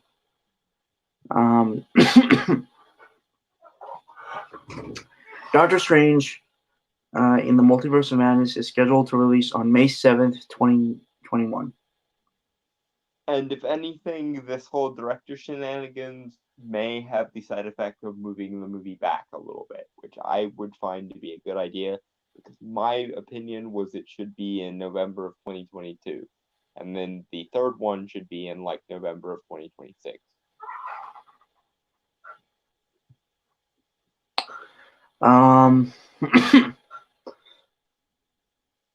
What was? Direction's credits include The Exorcism of Emily Rose and Sinister. Marvel has several films slated to hit theaters before Doctor Strange conjures up his return on the big screen. This May brings Black Widow with Scarlett Johansson reprising her role as the former Soviet spy. And 2020 will close out with the November release of The Eternals, the story of a race of immortal aliens.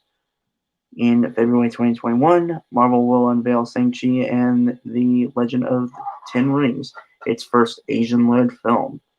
Ugh. I do not care in the slightest, but Shang-Chi is an interesting character, and with the Mandarin as the villain, this could be really interesting. And that is all to the film article. Mm-hmm. And that dog is having a Conniption, apparently. Someone went outside without taking him, and he's bitching. oh. Okay. Sartar Gaming says, what movie, the Captain Marvel or Doctor Strange? What, Ahsoka? I'm not entirely sure what she means. Yeah, that's quite a sentence fragment there. Well, no, first, like, it's two comments. What movie and the Captain Marvel or Doctor Strange one? I'm not entirely sure what that one means. Oh, I'm assuming she means if I had to pick. Obviously, my choice would be Doctor Strange 2 over Captain Marvel 2 because, good God, why would ever the choice be anything else if it were me? But that being said, I really, really want Michael Dougherty to take over for Scott now. Please, for the love of God.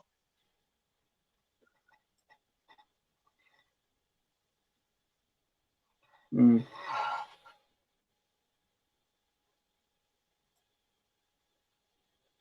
So I am currently looking up on YouTube. Birds of Prey trailer. Yay! You sound like you are very much regretting this decision. I'd rather shoot myself with a nail gun, like right in the foot, like point blank, middle of the foot, than watch this fucking trailer. Well, I mean, there's also Chilling Adventures of Sabrina Season 3 trailer we could watch, but it gets weird and basically turns into a music video. Again, nail gun, middle of the foot. Do it myself, by the way. You shoot yourself in the middle of the foot with a nail gun rather than either of those trailers. Yes. Well, there is one article we could do that's Well, sort of. I just figured the Birds of Prey one, because like the Birds of Prey trailer, because well, we it's already been did. Yeah, we already did the Birds of Prey article, so it makes sense. yeah, but it's kind of been a major thing for this channel. Yeah. Just as much as we have loved the Joker basically since its first trailer came out, so too we have been extremely heavily skeptical and mostly cringed at the Birds of Prey.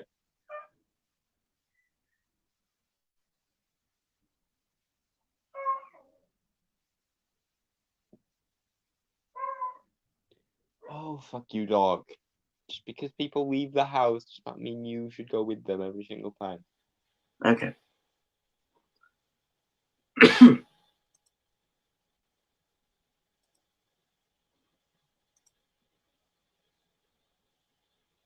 Okay, so official trailer number 2. And I will read the description here because I saw it. Gotham's worst brings out their best. That is a very cringy tagline. Please do not use that line in the movie. Please, I beg you. Banana? Banana.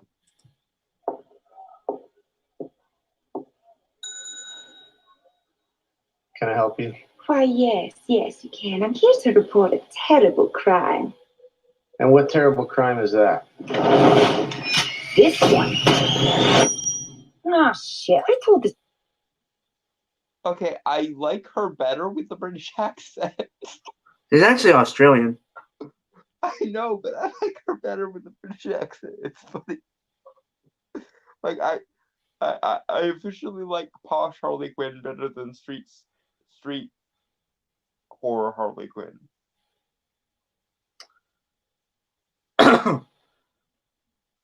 Okay.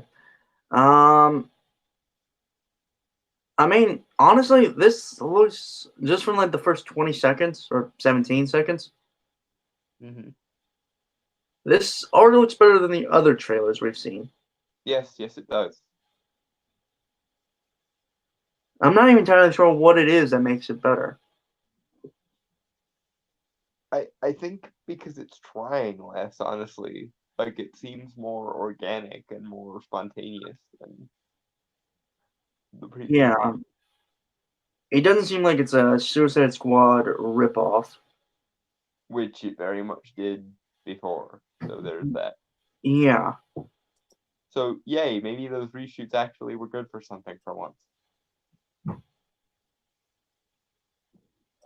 Okay. Banana?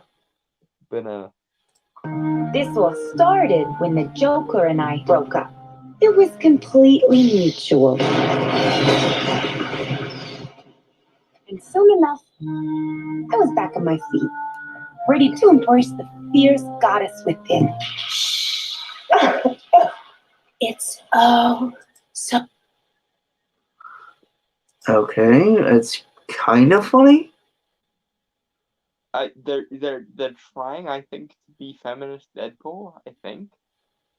But It's like, it's weird. I'm conflicted. It's kind of getting a laugh out of me, but it's also like, ugh.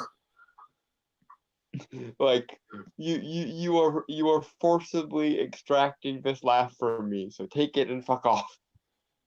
No, it's like I'm cringing, but it's also kind of funny, you know? Yeah, like I think it's the self-awareness. I think they hit on a streak of actual legit self-awareness instead of just preaching girl power shit. So who knows? Maybe we find ourselves in a world where this movie is good. I'm not holding my breath. I would not hold my breath for more than 2 seconds, no, but Right. And again, it could have been the reshoots or it could have been the editing, but it doesn't look as like neon puke as it did before in the other trailers. yeah, I'm based on this and what Margot Robbie said, I'm now feeling kind of guilty over my vindictive edge towards this movie. It's softened for me. I'm not regretting. I'm keeping my vindictive edge for the foreseeable future, but I feel bad about it now, at least. Still hate that costume though.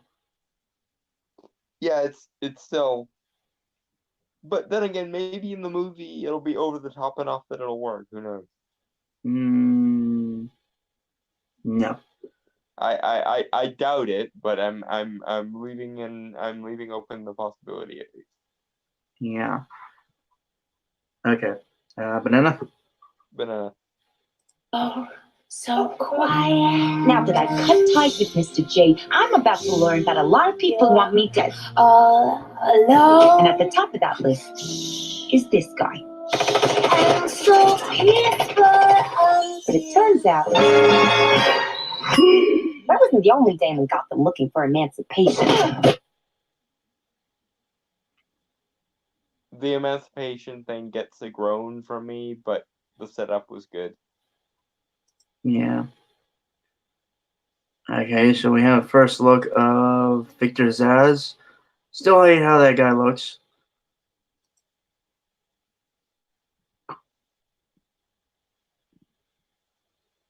Yeah, no, it's just it looks like they're kind of trying to copy the Joker in like kind of style wise, but Like if you took Joker and crossed it with like a really good chick flick like Julie and Julia almost.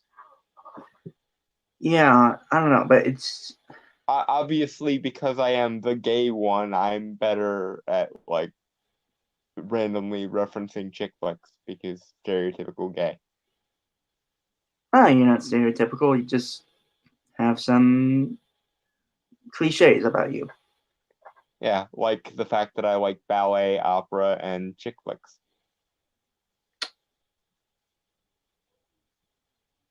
Yeah. Though the opera, you know what? Like, not liking sandwiches or tacos and the opera. Like, liking the opera. That's 3 things I find weird about you. Also, show tunes. Oh no, show tunes are fine. I like show tunes. Don't like show tunes, you're not a human being. Indeed. Anyway. Right. Actually, we get a shot here of Black Mask, the actual Black Mask. Is he wearing his mask? Looks like he's going to wear it, like it's on a pedestal or something. Okay. I will accept if this movie is an origin story for him somehow, but for at least 40% of the movie, I want to be wearing the fucking thing, please. Yeah. Weird thing is, when you have an actor in like a full mask or something, I think that's when they're more capable of acting. Yeah, honestly, a lot of actors are good at, well, not a lot, but the actors that are good at Physical acting performance. under like character makeup or masks and whatnot. It's more physical performance than anything. Yeah, it's also like the sort of aura of the character and the over the top manners of the character that can make like 90% of the time Robert Carlyle was in makeup when he played Rumpelstiltskin and he didn't miss a beat. And you may drink because I once again referenced Once Upon a Time. Sue me, I like the show even though it's bad. Anyway, Banana. Right. Actually, there was. I don't know. I think there was this. You had a thing? I'm doing like a frame by frame thing here.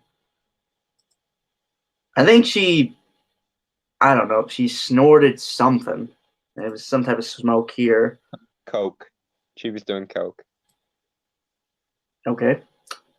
And then she hits, I believe, a grenade back.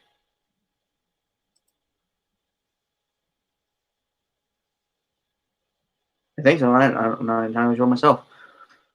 Hard to tell. Kind of fast. Yeah. But then again, fast-paced humor is not a bad thing, especially when you're trying to be That's what it is. They embraced kind of the living cartoon nature of it, I think. Mm-hmm. It's basically it's basically female Deadpool meets female The Mask. Ah. All right, Banana. What is the female equivalent of Cuban Pete? I got no idea. I You're think the game one. I think it would be Que Sera Sera by Pink Martini would probably be the female version of Cuban Pete. Okay.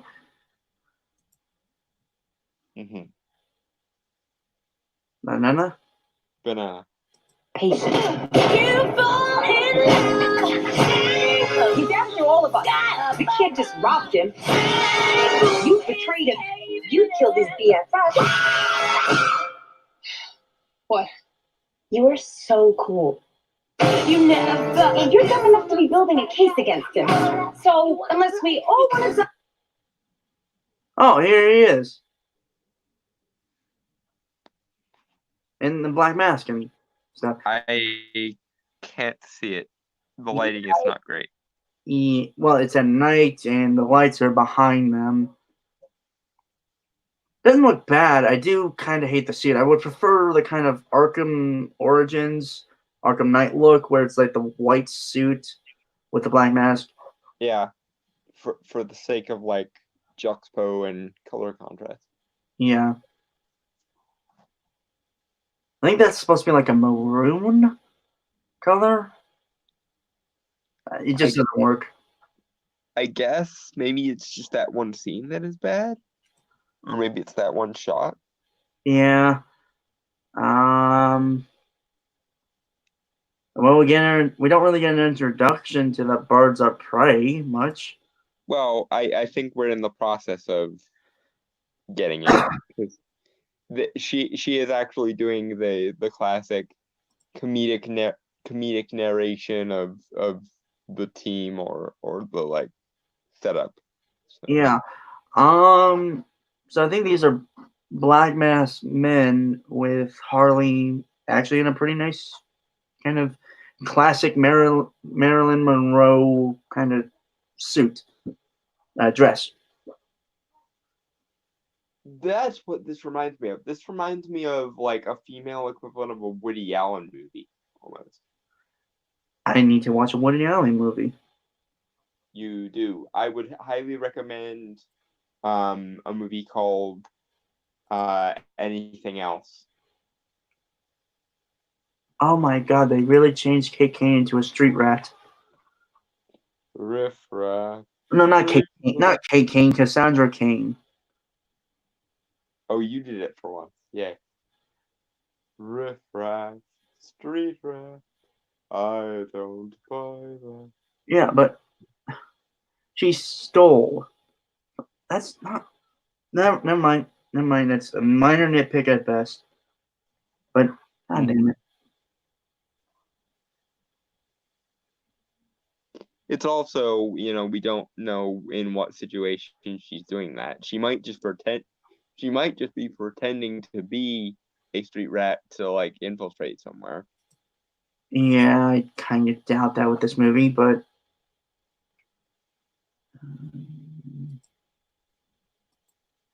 I'm in a fairly good mood about this now. So I will give a certain degree of benefit of the doubt, and I never thought I would be saying that about this movie of all movies.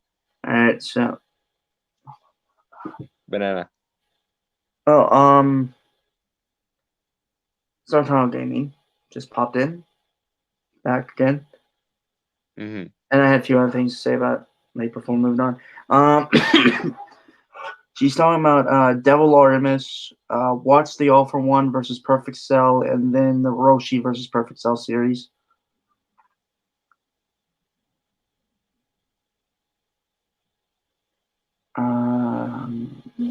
We might have to say that for another day, Ahsoka. I'm sorry.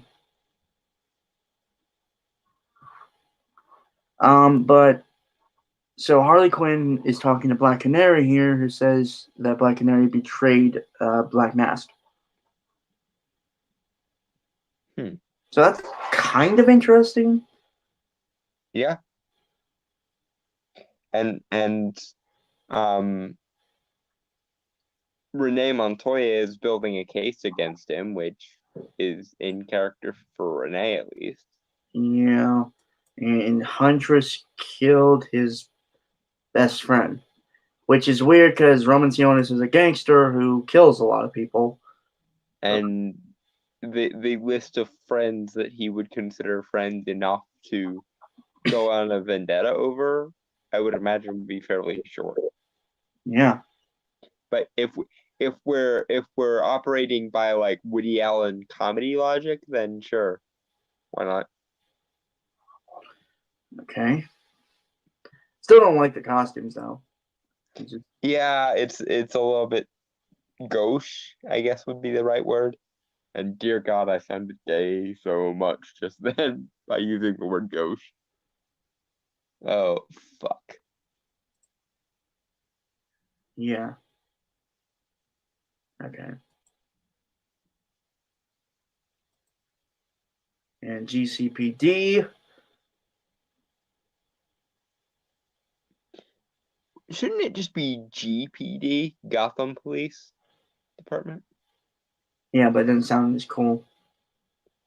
I don't know. The C doesn't sound right to me. And that's just you.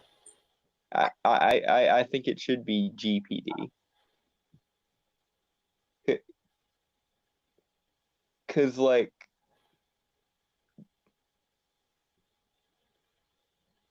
do they say like Baltimore City Police Department or like I don't know. Um, I don't mind it. I think it rolls off the tongue better. yeah, but GPD is more concise and also probably more realistic, I guess is what I'm getting at. When any comic books ever cared about being realistic? Fair play, I suppose, but it's just inefficient, and inefficiency kind of pisses me off. GCBD. Nothing inefficient about that, to me at least. It just seems like it's a waste of a letter, and it seems like it's just you don't call a city the name of the city and then city unless it's also named after something else. Like New York City makes sense because New York City is in New York State. But like Baltimore City, no, or Indiana City, no, or like pick a random city from Indiana and tack the word city onto it. It just sounds clunky. Indianapolis City. Yeah, it's clunky. It would make more sense just to be Indianapolis PD or so on and so forth. Okay, Central City.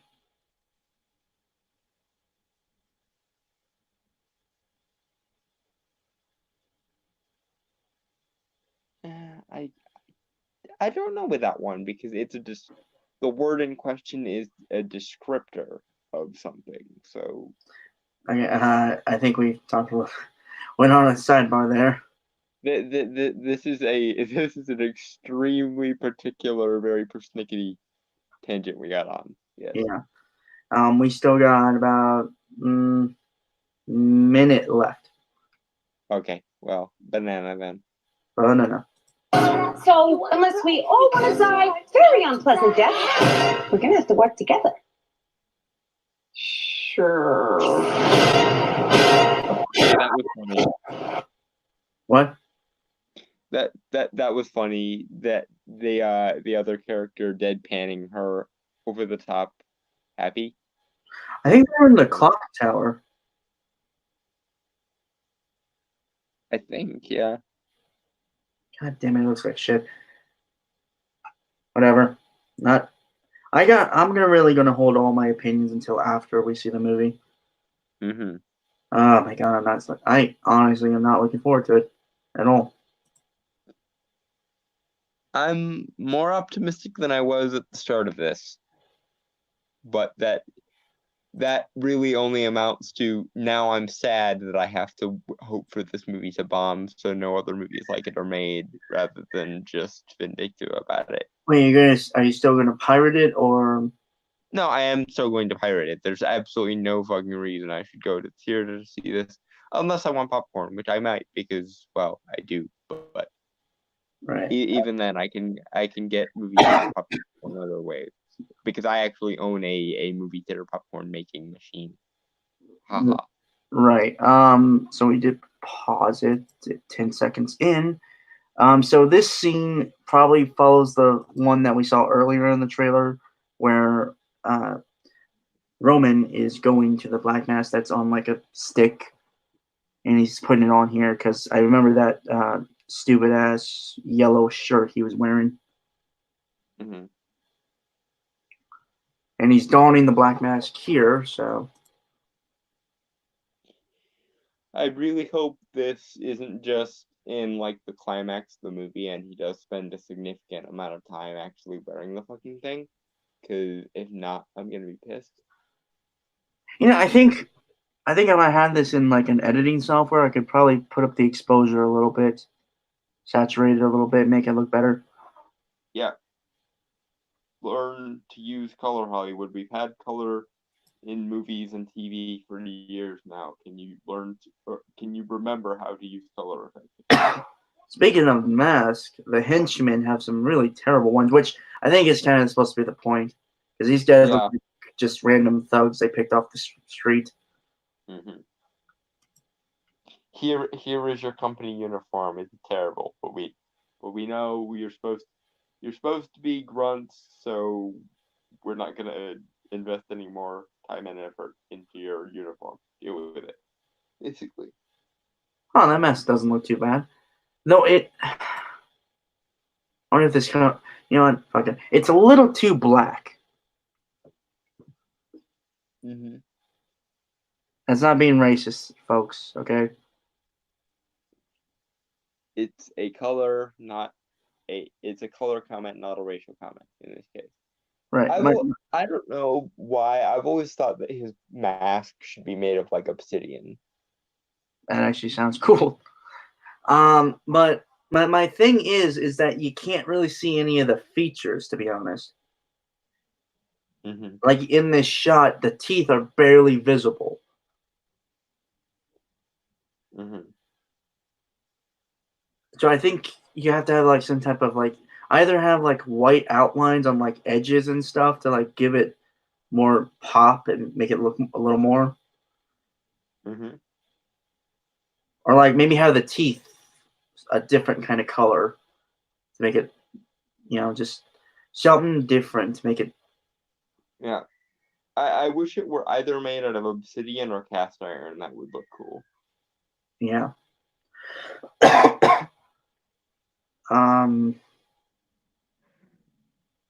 I really don't have. Well, again, I feel like you guys should drink on that because I kind of made a comment about like the costuming and wardrobe, Yes. which is like dumb stuff. So Drink. Yes. yeah. Banana. Banana.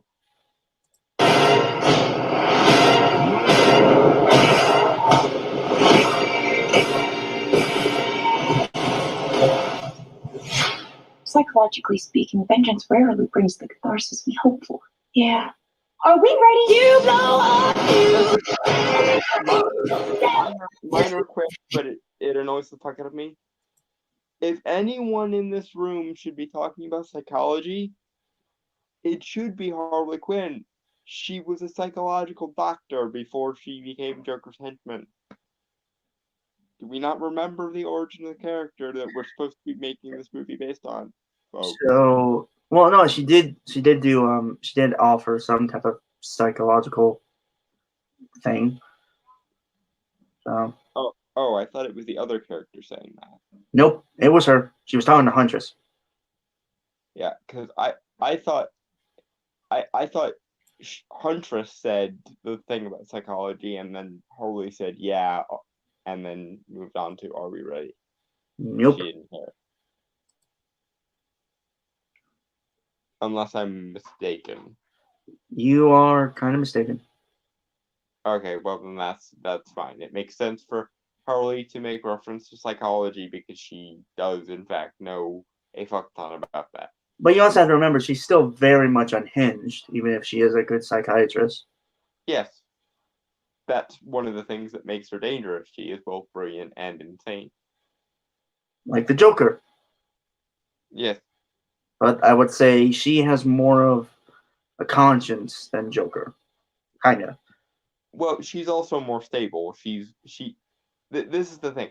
The Joker, I don't think can not do the things he does. Harley could avoid doing the things she does and chooses not to. Which makes her honestly a little bit more vicious than him. Okay, so Sultan Gaming said, I thought his mask should have been made out of jet. That would be interesting too. I'm not sure what she means by that. Like jet as in like a material or It's a stone. oh. Okay, because for some reason I was thinking like metal made out of a jet or something. No, we're not requesting black masks be like aerodynamic with like jetpack wings on it. So that would be hilarious, but bad. Right. So okay, so kind of funny scene to me. Again, I'm conflicted. Like this trailer is actually good, but I remember everything else that came before it. Well, who knows? Maybe they got their shit together. And Harley Quinn in GCPD shooting, I believe, confetti out of a shotgun. That seems very Harley Quinn like, so sure. Where was I?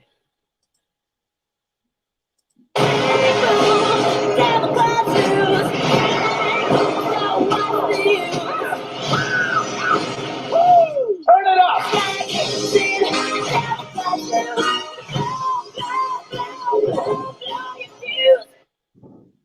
Okay, so That's a bit forced, I think, that bit at the end. which lights a guy's beard on fire? No, just the repeated cutting to different clips. It's pushing it a little bit longer than it should, I think. So this is a scene I actually find funny.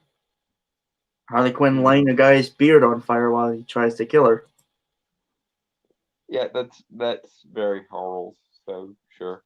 Well, actually, that just seems very Deadpool to me, or like the kind of characters that are like Deadpool. Well, but as far as DC are concerned, Harley Quinn is basically female Deadpool, so Well, they if actually they, have a Deadpool knockoff in DC Comics right now called Red Tool. and Harley Quinn dated him for a long time. So, Ah. yeah. Oh, so here's the canary cry here. Okay. Kind of a quick scene there. Yeah, I understand why they didn't show it, but it annoys me that they didn't. Harley Quinn in a roller derby.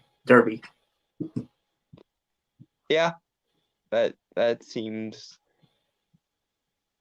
like the kind of random thing she would do. Yep.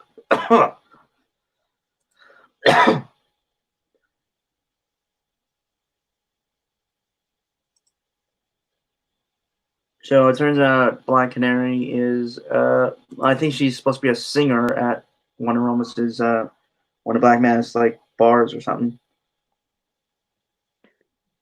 The Black Canary is a singer. That's fucking hilarious.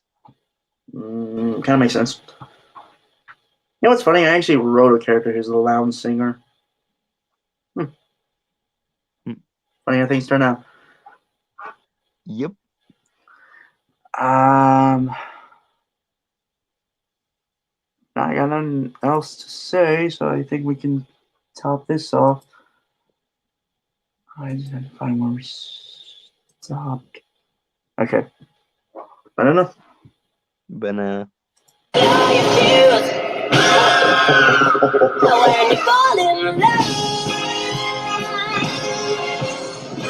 Oh shit, is that a hyena in a bathtub? I named him Bruce after that hunky Wayne guy.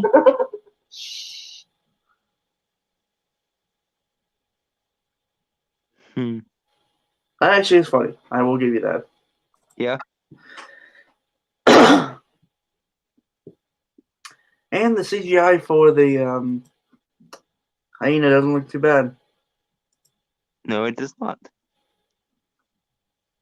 Goddamn, a hyena for a pet would be so fucking horrifying. Well, a hyena that was formerly owned by the Joker would be even more so. Yeah.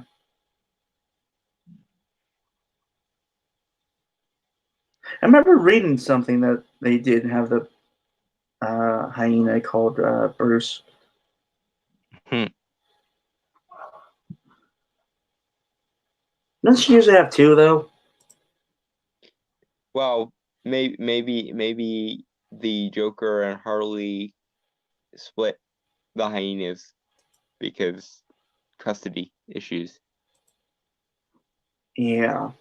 I still hate that title though. Yeah, it's still very, very just wrong. Mm. And again, this is like my again, this is like an editing slash kind of designer thing because sometimes I do designing for logos and stuff.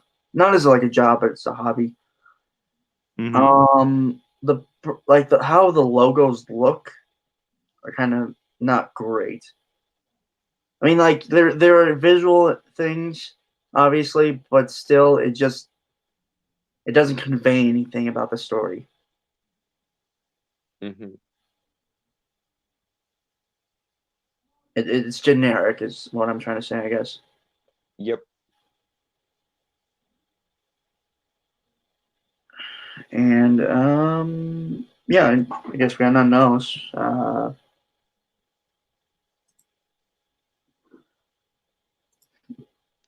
Overall, it's a weird trailer on the fact that everything else before it was shit. Yeah. And this is, well, to me, it's okay. Yeah. I'm very confused how I should feel. Like the trailer itself is actually pretty good, and I like the soundtrack choice, but I don't I it feels very weird. Like was this the result of the reshoot? Was this the result of bad marketing? I just I would the honestly, thought a lot of reasons, I think it could be like all of the above. You know, Yeah. Yeah. it's weird. Like, it seems like a fun movie. Not necessarily a good movie, but a fun one. Yeah, like attempting to do basically the female equivalent of Deadpool, more Yeah, or less. yeah. I'm honestly conflicted. Like, I still don't want to see the movie. I know I'm gonna have to, but I still don't No, want. and the movie probably should bomb even if it's good, because if not, they're gonna try to make clones of this movie, and that can only go so horribly. Yeah, Because my girl power heard to her. you know what? It's gonna be a fun thing. If you guys want, I can write something to be quote unquote feminist. Oh god. Don't no. I'm worried. I'm worried it'll permanently break your brain. My brain's already broken. No, no, it's not. Your brain is a beautiful thing. Well, I say quote unquote feminist. Like I can remember and make something good that the feminists like the stuff feminists like to classify as good. Like make something good. Don't try it. You'll just end up hurting yourself or others. All right, all right, all right.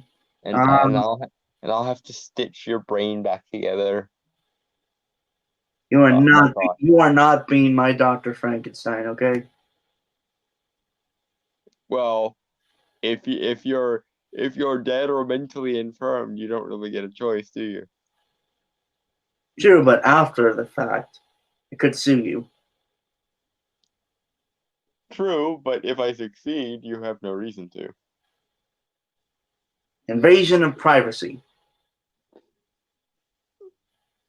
I could make the argument of vigilantism, because it was either that or leave you mentally infirmed. So I think on ethical grounds that qualifies as like Good Samaritan. Isn't vigilantism kind of illegal, though? Sometimes there are exceptions, though. Okay. So when Like they're if you suspect if you suspect a person is going to hurt themselves or others, and commit a crime in the process. all right. And an insane version of you would probably commit some kind of crime, because I imagine you on autopilot would just be you beating people over the head with bats who had previously pissed you off, Actually, while laughing hysterically while doing it. believe it or not, me on autopilot would just probably be me trying to read a book. Huddled in a corner, confused because nothing made sense anymore. Yeah, okay. So out of that pit of weirdness, I believe we should talk about comic recommendations. Kind of cap off our little show. We should definitely do that. I unfortunately haven't been able to read much because of work and me being too tired because of work. For the record, I have been sidetracked binging the Dresden Files book, and they're great. yeah. For the record, folks, never be a dishwasher. I never had any plans to, but thank you for confirming my worst fears about them. Well, once I had to wash off a fish and I looked right into its dead eyes.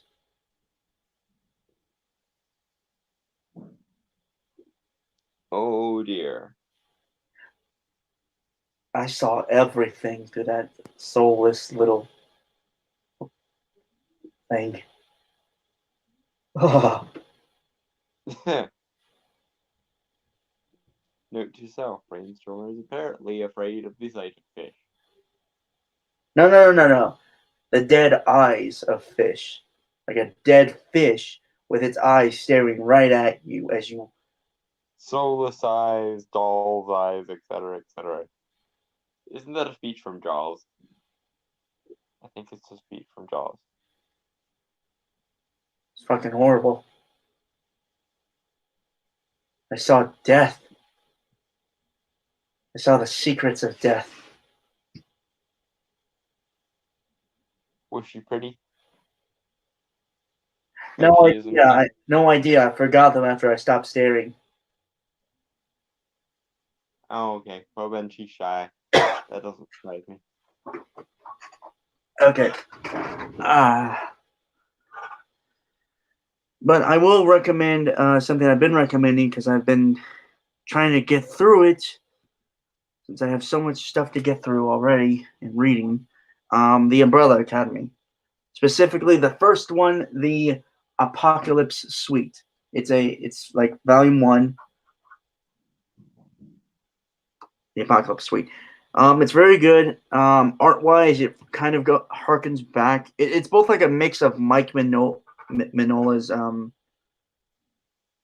Hellboy and like just classic pulp-like comics and art style-wise. And the story, it's actually very deep. Interesting. Yeah, and it's written by a guy who wrote who was the lead singer for My Chemical Romance. That makes it even more interesting. Yeah, and also if you guys like the show, I recommend the books because I think they might be even better. It's just some fact they get into they're a lot more weirder than the show.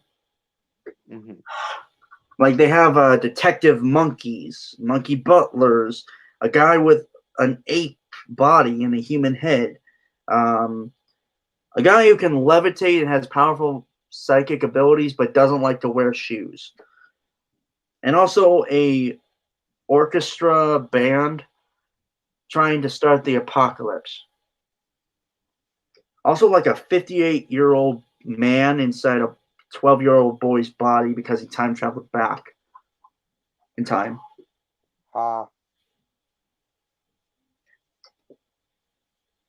Also, apparently, everyone got their powers. Like the Umbrella Academy got their powers from a cosmic wrestling match. Like a flying atomic elbow. Flying atomic elbow. Okay, that's it. I'm sold. Yeah, and yeah, it's so weird, but it's also so fun. Like it's like kind of the Silver Age of comics in a sense. Hmm. But again, like it has this grounding with like the characters, like and how they are. Mm-hmm. Like you care about them immensely. Mm-hmm. And most of them are just assholes. So they're like real people. Yep.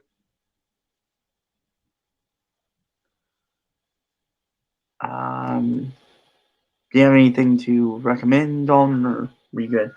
Like I said, Dresden Files is amazing. There are, I think, 15 books, 15 or 16, and the 17th one is coming out in April.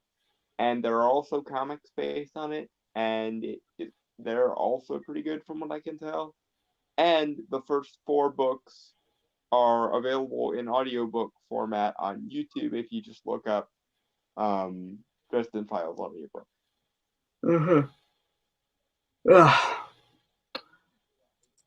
Okay, so with that, folks, I want to say goodbye, adios, aloha, aveda sayonara, peace, cheers, and Shalom. Now fuck off, all of you.